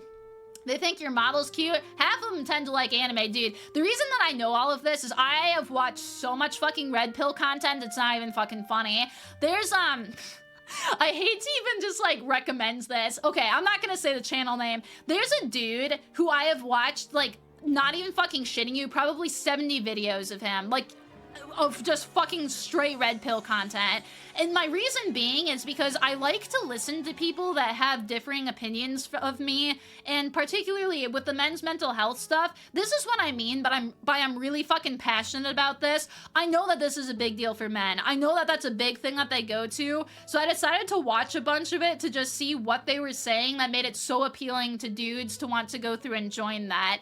And it's interesting. Like, that's why I'm saying not all of it is bad. They do, like, hit on some topics that hit home, and they do give some actual good advice on things, but so much more of it is just dudes just shitting on women. It's fantastic. Does the guy wear a white mask? No, I think the one I'm talking about is faceless, but yeah. Why Chungo? Oh, I did explain it. That's basically what I was trying to do. I don't watch it because I believe in it. I do think it's interesting to just look at things from a perspective different than yours sometimes. I have an anthropology brain, so it works out good. Yeah, no worries at all, Eventual. I hope that you enjoy your day, but mwah, big smoochie to you. Hopefully you enjoy the evening. Yeah, I've heard a lot of the VTuber stuff too. I'm gonna be completely honest. I've said this as well too, and again, if somebody clips this, I'm just gonna be seen as a narcissistic bitch, which, like, it is what it is. I look fine. I look completely fine. I use a VTuber model because I got stalked all the time and I didn't feel like dealing with stalking. That's my only reason for using a VTuber model. I would have been a face cam streamer otherwise, and I was totally alright with that. Hey, Stackle Fox, howdy howdy. Like, I by no means am the sexiest woman of all time, but I look good. I am confident in my looks. I have no issues with how I look at all, and that is fine. If somebody wants to call me ugly, that's their own prerogative. Can somebody call me ugly IRL? Fuck yeah, man. It's your right to go ahead and do so. People even do it, what was it? I saw that I got clipped on another channel recently, and like the one of the main comments was just, saying something negative about me, and it's like, that's fine. You guys are more than welcome to do so, but it's just like, everybody's gonna go through and do that. Best thing you've ever done is get off social media and do self-reflection on how to improve yourself by reading books. It is. It's so nice when you can do that. Life and have a good marriage mindset and have what the role the man needs for 90 days. Oh, dude, let's go! Hey, if you were able to leave media for 90 days and it helped you so much more, then big congratulations. And dude, if you got that perfect partner too, you hang on to them, buddy. That's sick. She looks exactly like an anime girl. Yeah, kawaii! You don't know what you look like IRL, but your soul is sexy. Aw, thank you. Yeah, no, I appreciate it. I look like Chizuru from Rent-A-Girlfriends, but the ugly version. That's what I look like IRL. That's my favorite thing to tell people, too, because it's so fucking accurate. It's so funny to me. Proud of how you are, but humble enough to know it's not perfect. Yeah, and I just, like, don't give a shit. I'm somebody who's extremely in tune with myself, where even when people give me hate comments, I should admit to this, I have a hate comment folder, and I have a very nice comment folder. The nice comment folder is way more full, and that's probably good. But I find some hate comments that people give so fucking funny that I screenshot them so that way I can look at them sometimes and just be like, oh my fucking god, it's amazing. The nice ones I look at way more often because they're the ones that you actually should give a shit about, unless it's constructive criticism. I do like constructive criticism, but there's so much that's just funny to me, man. It's great. What about the ugly version is the better version? I mean, see, I like the ugly version too, but it cracks me up because every single anime girl is just ugly when they have like a ponytail or pigtails and glasses, and I'm just like, yeah, yeah, yeah, yeah. Oh, I'm ugly and I'm proud, baby. You have folders? Oh lord, I know. I have the secret homework folder as well too. Ooh, ew. Maybe at some point we can go through and share them, at least for the nice comments. I usually try and keep those, I just keep them close to my heart. Sometimes they're DMs to me, and I'm just like, huh, that's so nice. Those kind of things are wonderful as well, too, where speaking of good mental health, if you are ever liking somebody or just you appreciate them in your life, tell them that you love them, man. I feel like I don't do that enough with you guys. I definitely do say that I love and appreciate you, and I know every fucking content creator does, so it might not have impact from me as much as it does, but no. I am the meteor that caused the extinction of the dinosaurs, baby. I'm hot and I'm ready to just fucking pound town, baby. Yeah! But no, it's, I really truly do. You guys are letting me do something that makes me super duper happy, and I'm glad that I can just be here for you. Frost Foxy! You caught me slacking on my booba fact again. I pinky promise on Sunday I will have one. We always have booba facts, but I've admittedly been, like, not great at it. Actually, I have a really cursed booba fact today. You guys want one? There's a lot of VTuber models where you'll never know which ones it is unless they do, other materials. But sometimes you can end up having models where if you look down, they have removable clothing, and then you can actually see the booba, so ooh. What's up, Liam? How are ya? Snippety Hat, how you doing? Welcome, welcome. Snippety Hat, if you were inside of a hat shop, you would definitely be the top one, because you're just that fucking cool. Ooh, well. Welcome, little homie. Very, very nice to meet ya. I'm gonna snip your a picture out of the newspaper and put it on my wall, so that way I always have something beautiful to look at. Ooh, well. But I will have more water, thank you. You receive 3 compliments in your life and you hold them all close to your heart? Yeah! Remember that. Always remember, too, that people hating on you are not worth your time, man. If a troll's trying to, like, get inside of your brain and get you all pissed off and stuff, dude, you just gotta drop that shit. It's so not worth it. Sometimes it's really funny to egg them on and do stuff, but, like, it's so much better to just be nice about it. Liam, you signed the file? Let's fucking fucking go. You are now my Hemsworth, baby. Hell yeah. Welcome, homie. Do I play Grand Theft Auto? Sometimes. I have in my downtime before. I haven't played it so much VTubing. One day. I think I'd be too powerful, though. I'm a goblin when it comes to Grand Theft Auto. Stuff used to be super cold to your friends. When you started to understand what it's like to be down and sad, you started messaging them saying how much you appreciate them. Oh, it is kind of funny, but hey, that's the start there too, where if you can start to just have like a good group of bros and you guys can all just be like, you know what? I love you, bro. I love you so much that the socks can come off later tonight. Ooh, ew. You don't have to go that far, but it is nice to just say that you love and appreciate your bros. It really means the world for it. Hey, everyone, you did. Welcome. Good night, Vincent. I hope that you enjoy your day. Mwah, big smoochie to you. Thank you. One time a girl walked up to you on the last day of college and said you were really good at reading and then walked away and you still think about it. Yeah, we gotta compliment our boys more. You guys can do that shit too. Ooh, fucking woo. But nah, compliment each other, man. Why do you think I flirt with you fuckers all the fucking time? I'm fully aware of the fact that, like, guys just don't get complimented enough. I love being able to just do dumb flirts with everybody who joins because I just want to put a smile on your face. I want you to just be like, that dumbass VTuber liked my username enough where she tried to rizz me up. And like, I genuinely mean it too. It's fucking good, man. Do you make these streams every single day? I stream usually 3 to 4 times per week. I'm only streaming twice this week, but it's because it's Thanksgiving. I gotta go see my mama and my papa. But otherwise, yeah, I'm here pretty frequently. I don't stream full time though. I work 2 other jobs and I stream for fun, so it's nice. It is better to do the positives there. Always kiss the homies goodnight. It's the best. Dude, my brother loves Xenoblade, Shiran. I feel you there. I'm Memento. Oh my goodness, you wanna pop the question to your girlfriend? Oh my goodness, dude. Hear me out. This would be mine. I don't know why in the 7 fucks my brain always defaults to amusement parks. Picture this though. You take your girl to an amusement park for an exciting day. You have the ring in your pocket. You take her on the scariest roller coaster that's just on the entire way. But you do research ahead of time and you make goddamn certain that they have one of those photo things that are up there.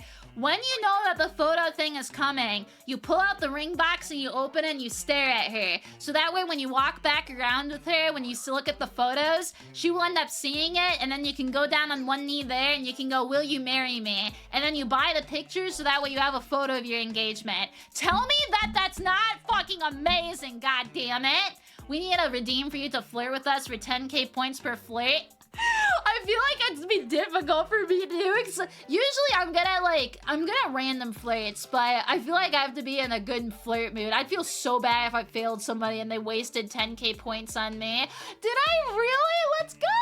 Oh, I'm so happy. I am from the Midwest of the US of A, baby. I am a child of the corn. Then you drop the ring on the ride. Yeah, do not drop the ring on the ride, please. Isn't that cute, though? That's what I would say. You're in Sweden? That's awesome. Roomsy, thank you. I'm glad that you decided to like it as well. I'm back on Sunday. Like I said, usually I stream Tuesdays, Thursdays, Saturday mornings, and then Sunday nights. But unfortunately, it's Thanksgiving, so I'm only here twice this week, but it'll be nice. Thank you again so much for stopping by, Roomsy. I hope that you have a great night. Mwah! Big smoochie to you. You're from ye old South, dude. Sometimes I wish I had like a southern accent as a woman. I would fuck a woman with a southern accent. I'm like not that gay, but every once in a while I'll hear a woman voice and just be like, oh my god, oh fuck, oh my god. They're so good. No, I do not play Fortnite, unfortunately. I'm really bad at first-person shooter games, and I don't like competitive games very much because I don't have the time to get good at them, and I don't want a 12-year-old boy teabagging me. I feel like I'd lose all respect for myself. Iowa corn VTuber, we're in the corn, Scuba! Woo! Nah, god damn it. Fucking corn. I'm from the Upper Peninsula of Michigan, if that helps, though. I'm from the UP, so I'm a certifiable Youper, baby. You gave up the fight? No! If you need some time, Digital Brother, do not give up the fight. I will safely say do not do it. What you gotta do is you can take a break. You can actually take a break and kind of recoup on things. Life is difficult. It's so fucking hard. I'm not gonna sugarcoat it. It is so fucking hard. It's really just, you gotta find a better way to be able to tolerate some of the bullshit, man. But I hope that you're gonna be doing good, homie. Mind attempting a southern accent? Oh god, oh god, this is gonna be so fucking bad. People live there? I know, in the UP, it's crazy. I was one of like 4 people who lived there, man. Is that crazy, Jam? Let me mute myself real quick before this is absolutely cursed as shit. It's so bad. I cannot do it right now. It's so fucking bad. You Southerners love your sweet tea? That must be why you're so sweet. Ooh. 4 people, dude, I don't even want to look up the population of the UP, man. It's just like dead up there. The amount of like times where you're just driving through the forest and then you're like, oh, there's a cabin, huh? I wonder if somebody lives there. It's amazing. You just don't dream anymore. See, Digital Brother, I just want to give you a hug, homie. It's, God, I feel like it's such a difficult thing to try and find something to keep you going. I do want to get into, like, the weeds here really quick. You're the only Southerner who doesn't like tea. Just so that we can discuss this, because this is something that's extremely important to men's mental health, and this is something where, again, this is not great, but I do just want to talk about it here super quick. You never want to hit the point of no return. You never want to hit that point where you're done and you feel like you cannot go further, to the point where you feel like you either are just a goner and nothing's gonna help you, or that you are determining or trying to consider unaliving yourself. Don't do it. I say this every single time because we've had this conversation before and we talked about this last year. I am somebody who deals with those thoughts too. I have a disorder that people have actually died from because they can't deal with the disorder anymore. And they have died from the reason that I just previously had mentioned. What's so beautiful and tragic about human life is that it's a flash of light. You are here and then you are not here. And when you are here, there is a lot of good and there can be a lot of bad, but you can just go back to wherever it is that you go when you pass. In my opinion, I'm pretty sure that it's an eternal sleep, but you don't know. If you are religious, you might think it's heaven. You might think that it's purgatory. You might think that it's something else. You need to not get rid of that. There are definitely times where the going gets rough and where you cannot see a way out, and I know what it's like to have your brain so bad where you cannot see a way out, and not even like mom would be sad will get you out of that fucking hellscape. You need to really sit there and make life as good as you can possibly make it, because this is what you got. Do you want to spend your entire life suffering, or do you want to try and do something about it? And yeah, that you're gonna have difficulties. You might not be able to do everything that you want to do inside of life, but you need to at least try that little bit here. I'm by no means a motivational speaker, and there's very little that I might be able to say to like convince anybody to not, nor do I think that it's something I should be given as a responsibility. But I think the best thing that you can possibly do is find some purpose in life to just keep you going. You're not allowed to stop until you've accomplished that purpose, and that can be literally anything. If anything, it can be that you're gonna make a VTuber sad when she sees that you are not here anymore. I do pay attention. I know who's here. I know people who have been here from even a year ago at this point in time. I remember your names. I remember little things about you. I notice when you're gone. You can even see that. There was somebody who had been gone for a couple months in the last stream. I was like, holy shit, you're back, homie. Oh my goodness. So you never know how big of a ripple you not being here is going to make. It's going to touch people. It's going to make waves, literally. It can be the cashier that you always talk to. If you go and talk to other people, it can be them. If you're in a forum, it can be part of them. I've sat there with other individuals. I do just want to say too, forgive me, I'm in the middle of a big chat, but God, Hero Brian, thank you very much for following. I'll give you a more appropriate welcome afterwards. I've been there with friends who have dealt with dealing with one of their friends thinking about unaliving themselves and just going gone. They don't hear from that friend again. people hurt around you. You might not see it at the time, but you leave your wound and your pain on everybody else that you leave around you. And it's not worth it. It's something where I went and looked at the statistics for this because I wanted to make sure that I had this completely accurate for what we're going to be talking about. People who attempt and survive, pretty much every single one of them, between 90 and 97%, go on to live happy lives and are amazed that they made it. They are so happy that they made it, and it's something where they're like, I cannot believe that I even tried to do that. 97% is the upward limits of that. Those are some crazy odds out there, and it's something where why would you want to take that chance when pretty much everybody else ends up enjoying life afterwards?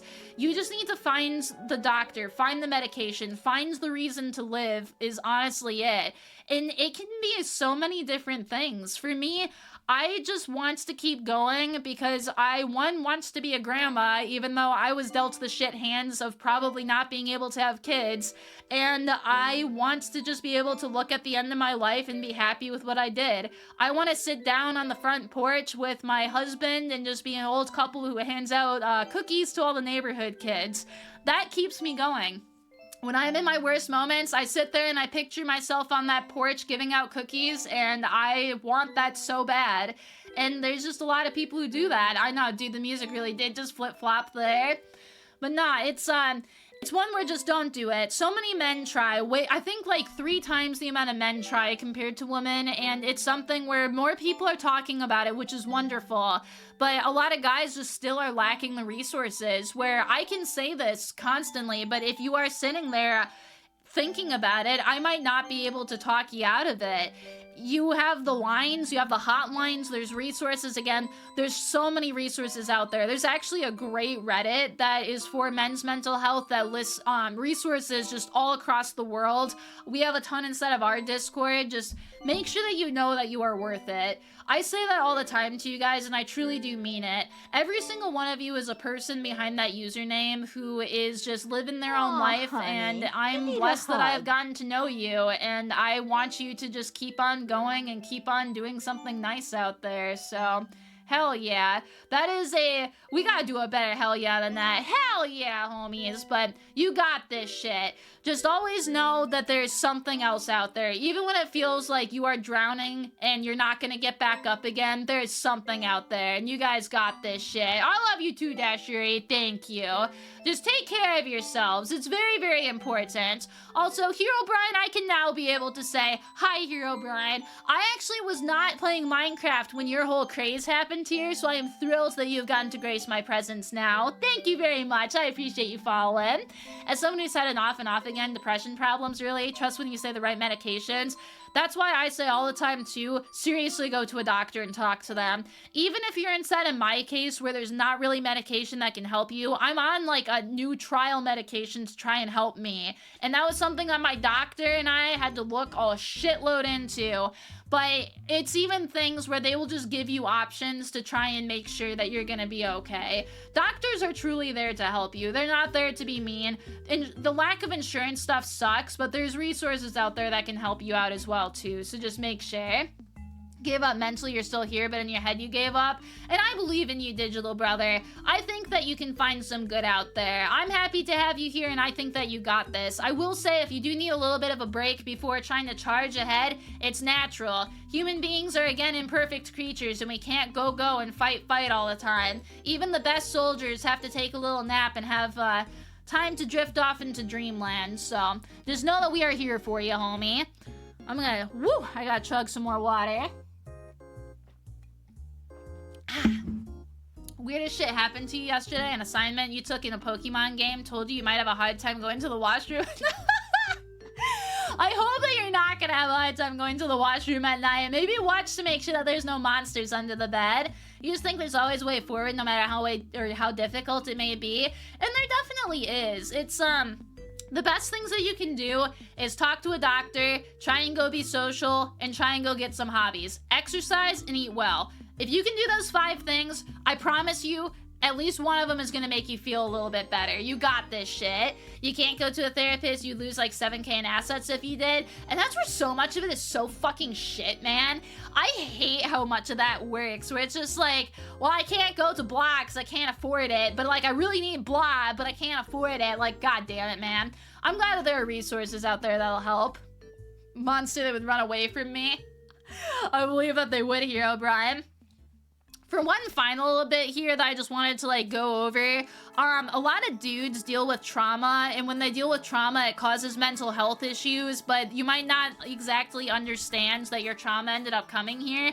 A really interesting fact that I had learned about incels and the men who go their own way type stuff is a lot of them have had a very, very negative experience with a woman inside of their life, be it mom, some bitch who just said ew when they were asking them out, or just had like an actual issue with the girl, and that's why they end up falling kind of down those paths. You might not necessarily realize in your brain just why you are feeling a specific type of way, but a therapist and just doing some soul searching can really help out. Meditation as well. Meditation is fucking poggers, man. It lets you just like breathe and be able to think about everything in your life. That's a proven one where if you can meditate, exercise, and eat well, like you're gonna start feeling better. At least a little bit.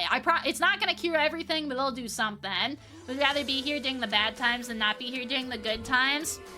And then you just gotta like, a big part of it too is trying to swap how you think about things. I've had to do this a lot inside of my life, and it's something I've always been pretty naturally good with, but it's still just nice to be able to do. Sometimes when life is just not being very good, you have to kind of search and just think about the goods that you have inside of your life. And it can be, again, anything. So some of the examples that I end up doing is if I'm really, really suffering from PMDD stuff, sometimes my PMDD shit gets triggered by VTubing, where like I said, I'm really, really working with VTubing and trying to make it successful, where if something starts to go down, and it's just the natural course, I'm in an extremely competitive industry, so like this is just, it's something that happens.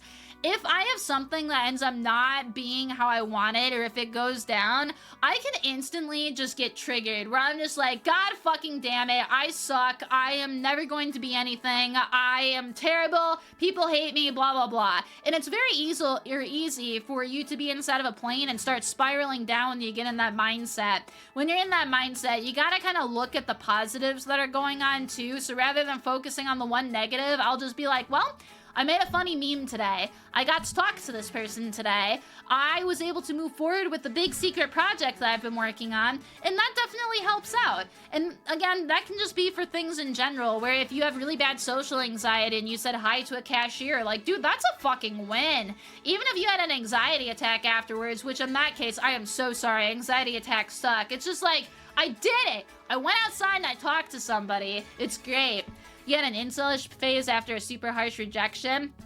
It is. I think that guys tend to take that really, really personally too. Girls take it pretty bad as well, but I think that guys take it as another special kind of way. I mean, fuck, I even learned that male fruit flies go and get drunk whenever a woman fly ends up rejecting them. So it's like, oof, duh.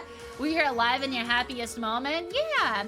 Your only strength is your empathy. The reason you're not an incel or an asshole is because you love people so much. They don't love me. Hey, you got one dumb bitch who likes you at the very least. You give out what you like. As long as you're being empathetic too, one of the best things you can do, or one of the best ways you can make friends, is honestly to just like listen to people.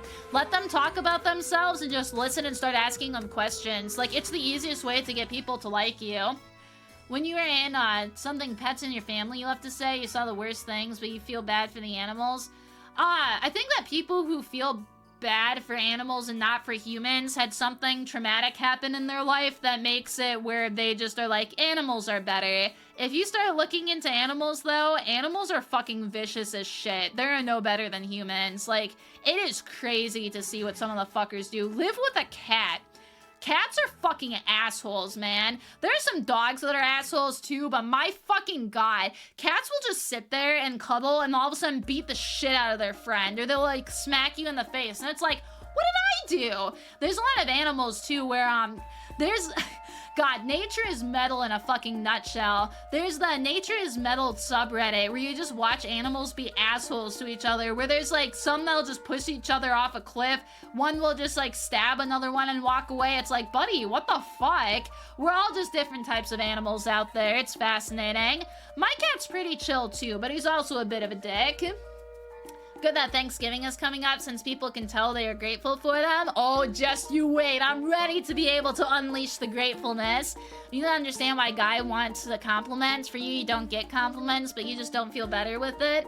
You want a connection, not a compliment. I think it's in general, guys are just more touch-starved. They're touch-starved, they're emotionally starved, they're kind of neglected in pretty much every single way, and neglected people don't tend to do very good. So if a guy gets a compliment, that's attention that he has not been getting for a long time, and they tend to treasure it because that's somebody actually paying attention to them.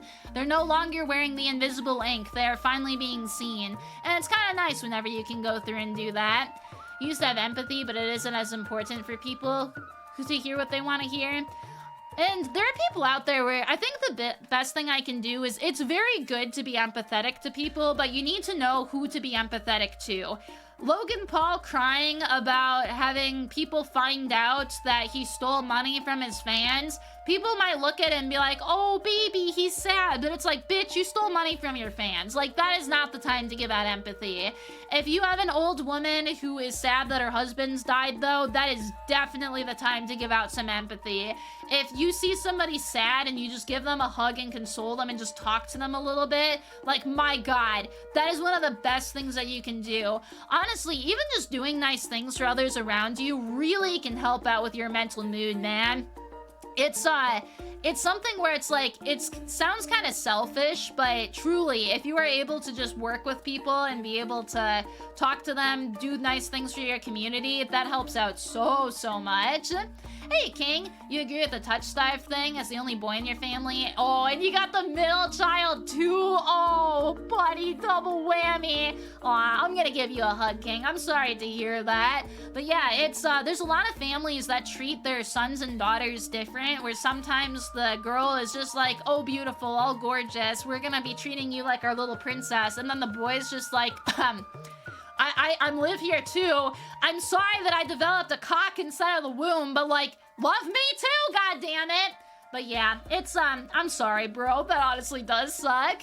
You meant to say you used to not have empathy? Okay, Shrub, I'm glad you got some empathy then. Just being there for somebody, it really is. Yeah, and it is. It's totally okay to be selfish. I'm a firm believer that humans are inherently selfish creatures, and even altruistic things that we do for some kind of selfish desire. That is something that I have taken from my Richard Dawkins book, and that is something that I truly believe in just looking at the world. I do think that there are some people out there who seem very selfless, and some probably are selfless to a fault, but I think for the most part, even when somebody's going out and doing nice things, it makes them feel good, and then they'll do it because they feel good. Just a Caden? Or just Caden? I feel that too, man. I know a couple people who are the middle child, and all of them feel the exact same way. Your empathy really feels it. Oh, and I'm sorry, digital brother. You don't need to feel that bad for me. I've got a pretty decent handle on my shit. I've been more open and honest about it just because I don't want you guys to, like, look at me like a perfect pillar on how to do shit. The only things that I will say about myself is that I've dealt with a lot of shit inside of my life. I have really stupid disorders that impact my life significantly. And I just want to show you that you can go out there and you can do some cool-ass stuff despite all of that. There are definitely going to be people who have more challenges than others do, but I don't want to let it stop you. If I can have PMDD and I can be suffering for 2 weeks, 3 weeks pretty much every single month, and I can still end up doing all of this, balancing 2 jobs and this, I just want to show you guys that it's possible for you guys to go out there and achieve your dreams. It's a lot of work. One of the things with, like, VTubing stuff is you don't see all the shit that I do on the back end of stuff. My God, do I work like a fucking maniac. But for me, it makes me happy, and it's worth it. It's, my idle brain just needs the shit to be able to keep moving the hamster wheel, so it's kind of nice there. Nightshade, oh my goodness, it is your birthday! Nightshade, I know that your birthday's tomorrow, but I gotta sing today because Sunday's gonna be too late. birthday, Nightshade. I think you're still here. My voice is a little bit fucky, but this one's for you, baby. Hell yeah, happy birthday. Happy birthday to you. Happy birthday to you. Happy birthday, dear Nightshade. Happy birthday to you. Happy birthday, Nightshade! Woo! I hope that you have a marvelous day, homie. May you have many cakes, many delicious things, and I hope that you, at the very least, get yourself a gift. But you are a gift, so make sure that you treat yourself like one. Hell yeah! But thank you! Oh my goodness! I almost just said welcome. Thank you, happy birthday, home dog. Hell yeah. You're not horribly touched though because your family did give you attention, but definitely more than the sister. Oh, and that drives jealousy, baby. I know those vibes. That sucks. Feel like the main takeaway is do this. Mello believes in you. You can do it. Yes! It's I believe in you. And also, just make sure you're taking care of yourself. Like I said, we have inside of our Discord so many resources for you guys. If you ever have it, I'm gonna fully admit, I've hit the point where I've been working so much, I don't really have a good chance to be able to respond to DMs to so much anymore. I will sometimes see them. I don't have a chance to like look at all of them, but if I do see one that's sent, I will try and respond to it the best that I can. If there's ever anything that you do need in Discord though, like we're there. We got event section. We also have a win section, so please let us know of your wins. I want to see you guys taking hold the gold because it's just fantastic. Aw, thank you, Hero Brian. I appreciate it. My throat's fucking dying, so that's even more of a compliment there. But just make sure you're taking care of yourselves. Find a community, find a hobby. If you're not doing very well, let people know. If you see people in your life suffering, make sure you step up for them, and it's good. You have to wait another year. Metallic, just lie another day and say that your birthday is then, and then I'll probably do it for you anyway. I won't do it tonight though, because I'm gonna know that you're lying to me. Wait 3 weeks. 3 weeks and then be like, it's my birthday! Question mark. And I'll be like, woo, let's go! If anything gave you inferiority, it's something you're working on. That's good. I'm glad that you're working on it, homie. Time to dunk. You did get points. Yeah, my throat's dying. Why did you do this to me, 007? No, it's because I'm talking a lot today. Whenever I talk a shitload and I don't drink very much water, my throat's just like, Mello, help, please. And that's just where you are. Aw, Deshuri, if yours is December 20th, I will probably be around then. So yeah, baby. Dyson, you decided to follow? Yay! I got my lucky number 13 now. That's awesome. But welcome, homie. It is very, very nice to meet you. I like how you have, it almost sounds like Sin at the end of your name, and I'd be down to do a sin or two with you. Ayo. Thank you. Welcome. Compliments from girls hit different for real. You got complimented on your hoodie once 10 years ago and you've held on to it since, and that's so many dudes. Granted, I remember all the compliments that I've gotten too, and I have a little journal of them just because I think that they're cute, but we gotta compliment our boys more. You're beautiful today. You look very handsome inside of what you're wearing, and I just want to say that your smile is fucking adorable. Ooh, well. No worries at all, Origins. Absolutely. You've been lurking for a while with the streams in the background. Aw, thank you. I'm glad that I'm able to help you out. Truly, my heart just got a +1 warmth from that. So yay, you get a hug to it. Thank you. You too, Jay Schwartz. I hope that you have the most lovely Thanksgiving ever in history, baby. You got this shit. Lucky number 13, and that's the idea. I know, I like it. That's a creative username. Speaking of sinning while the invitation is open. Ooh, oh my goodness. I'm gonna have to fan myself off. I will drink, thank you. There, I drank for you. You're JK. It's okay. Oh, hey, Angel. Oh my goodness. I guess I can even be like, hey, Angel. Did it hurt when you fell from heaven?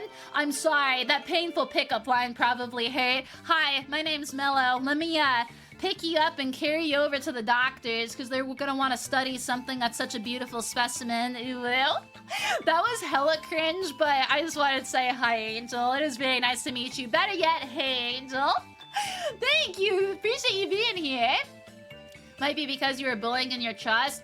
Honestly, Herobrine, you're getting a big hug from me too. I went through a lot of bullying during my life as well, and there's a lot of it. I will safely say, I don't think that your brain processes it so much, especially when you're young until later, and then all of a sudden you'll sit there and you'll just be like, those people were fucking dicks to me. I got bullied, and that's probably why I don't like blah. Like, that's usually what ends up happening with this shit, so I hope that you are able to work on whatever is going on instead of the noggin upstairs, and just know that there's a lot of other people in the same boat. You got this shit, homie. Hi, sweetie. Thank you. Hey, Angel. Hi, Donut. Hey, Wee Woo Has. How are you doing? Welcome, welcome. That pickup line, real cringe. I had to. Dude, that's like the #1 inside of the book of pickup lines. It's the best. Thank you, Dusty Nuts. God, I love your name. Every single fucking time I see that, I'm just gonna die. Speaking of not processing, you're trying to not process. I'm sorry. I knew that one was just like ultra cringe. I literally like snuck into the doctor's office, saw that they had cringe inside of a syringe, and was like, I gotta inject some of this. Look, we went through so much serious stuff. Sometimes I just gotta give you some kind of feels. We can practice our emotional intelligence. All right, where did it hurt? Did it hurt in the heart? Did it hurt in the stomach? Did it hurt in the brain? Was it that triple fucking combo that just everything got his fucking fist up in at once? One of them. How do you ban a bot? Oh god, Rune. Teach you the ways of cringy rinse, Sensei Mello. Well, you just gotta think about a lot of really shit pickup lines and just keep tossing them out like candy. And when a kid is just like, wow, that's awesome, then you're like, yeah, I love it. Cringe inside of a syringe, you got this shit.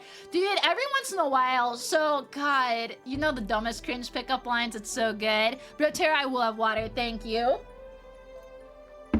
I've talked about this before too, but dude, I just gotta let this out here. I'm kind of a factory for dumb shit. And, I mean, I am a certified dumb bitch, so, like, that definitely helps out with things. But, like, sometimes I coin things where I will say it and then give it, like, 3 years and that shit fucking takes off. Broccoli boys, I still think my absolute reigning supreme. Before that fucking haircut was everywhere, it started to get popular and I just started calling them broccoli boys. Like, I did not hear it anywhere. I literally came up with it. I started calling them that. My friends started calling them that. I'm not saying that I was the OG who came up with that shit, but I definitely was like one of the OGs who came up with that shit. Sometimes things are just out there and it's good. You're still pretty young and that's the problem. Oh, I'm sorry, homie. If anything, what I can safely say, I don't know how young you are. I don't want to know how young you are, frankly. It is best to just know that you are higher than the bullies inside of that case. One of the best things that you can honestly do is you kill them with kindness. I know how stupid that sounds, but I promise you, dude, the amount of times where I've gotten hate comments or I've just had to deal with like public service or like retail jobs, and you have somebody absolutely bitching at you and you're just like, I'm really sorry to hear about that, sir. It is wild. It is actually so fucking funny. If somebody is bullying you and just being like, I don't like your face, you can just be like, that's nice. Thank you for the complaints. I'll make sure I file it later. Have a nice day. I swear to God, it actually processes in their brain different, where they just stop and realize that they're being a dick, and then they stop. I can say this because this has happened 4 times for me responding to comments that I've gotten VTubing. I will have somebody send me a hate comment on either YouTube, TikTok, Twitter, something else, and I always respond with something, either as like a light joke that's not mean, but it's still positive sounding and it's just joking, or I'll just be like, it's okay you feel that way. I still hope that you have a nice day. And without fail, the amount of times that somebody will follow me after that and just completely change, like, it's insanity. Killing them with kindness fucking works. It either makes them madder, which is funny to watch, or it just like 180s the situation. Pity is useless, by the way. Yeah, I wouldn't necessarily pity bullies, but a lot of them have shit going on in their lives too. It's just, they're too mentally incompetent to know how to handle their anger properly. So when you sit there and you think about it that way, it's kind of nice. Just be like, man, I'm at least the bigger person here where I can handle my emotions. This person's too much of a loser to even do that. Ha ha ha ha. But no, killing him with kindness is literally the fucking best. It works so good. It's not even fair how good it works. Love you too, Nightshade. Mwah, smoochies. But cool.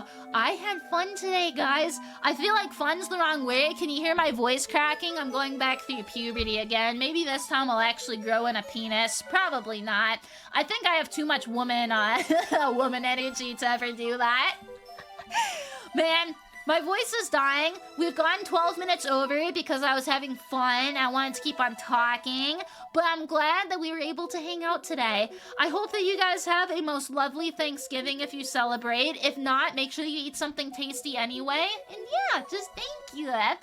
No, thank you guys. We'll definitely do more of these if you guys are interested in it. It won't be like a super common thing, but I think that sometimes, and I would like to have Cyclone, you can't come in here at the last fucking second, Cyclone! I didn't even hear the tornado sirens going off this time. Yeah! Thank you. You're nice. N-I-C-E. I learned that inside of school today, god damn it. Thank you, Cyclone. You're very sweet. Mwah. You get a big smoochie and you get a, hang on a second. Oh, yeah! Mwah. Big smoochie to you. Thank you very much for the cheer as well, Rune. Woo! But thank you, guys. Make sure, again, you take care of yourselves. You have a wonderful Thanksgiving. I will be back on Sunday. Sunday is very, very important. Sunday, you're coming back to my room. You see my room right out here? This one that we're looking at right here? Yeah. You see that futon right there? How about, you feel like lying on that shit? Because you might be able to. Sunday, I'm taking you to my bedroom. I'm already inside of my bedroom. What does that mean? How am I supposed to be able to take you inside of my bedroom? Think about that. But no, Sunday, very important stream. Bedroom reveal. You will have fun. We will all have fun. So be ready for that. But yes, have fun. Welcome, King. It is always nice to have your majesty up in here. Bringing the 4 C's of cute, kawaii, courteous, and confident.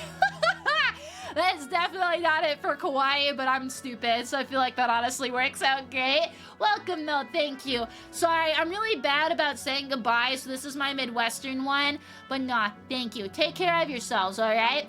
I don't want to hear anything sussy. It is good to do it. Happy Thanksgiving. Adios, amigos. We'll raid somebody cool afterwards here, so yay! You're awesome! You're all awesome! Give yourselves a pat on the back. Maybe look at yourself and give yourself a little mwah inside of the mirror. You deserve it. You're fucking cute as shit. Ooh, fucking woo. Alright. Dude, I know. I'm gonna keep Midwestern goodbying as you're just, like, touching my wiglet. Amazing. Okay. Actually, I'm sorry, Cycle. I know. We're all sussy baka here, but it's only for you. Ooh, ew. Alright. Good night. Bye.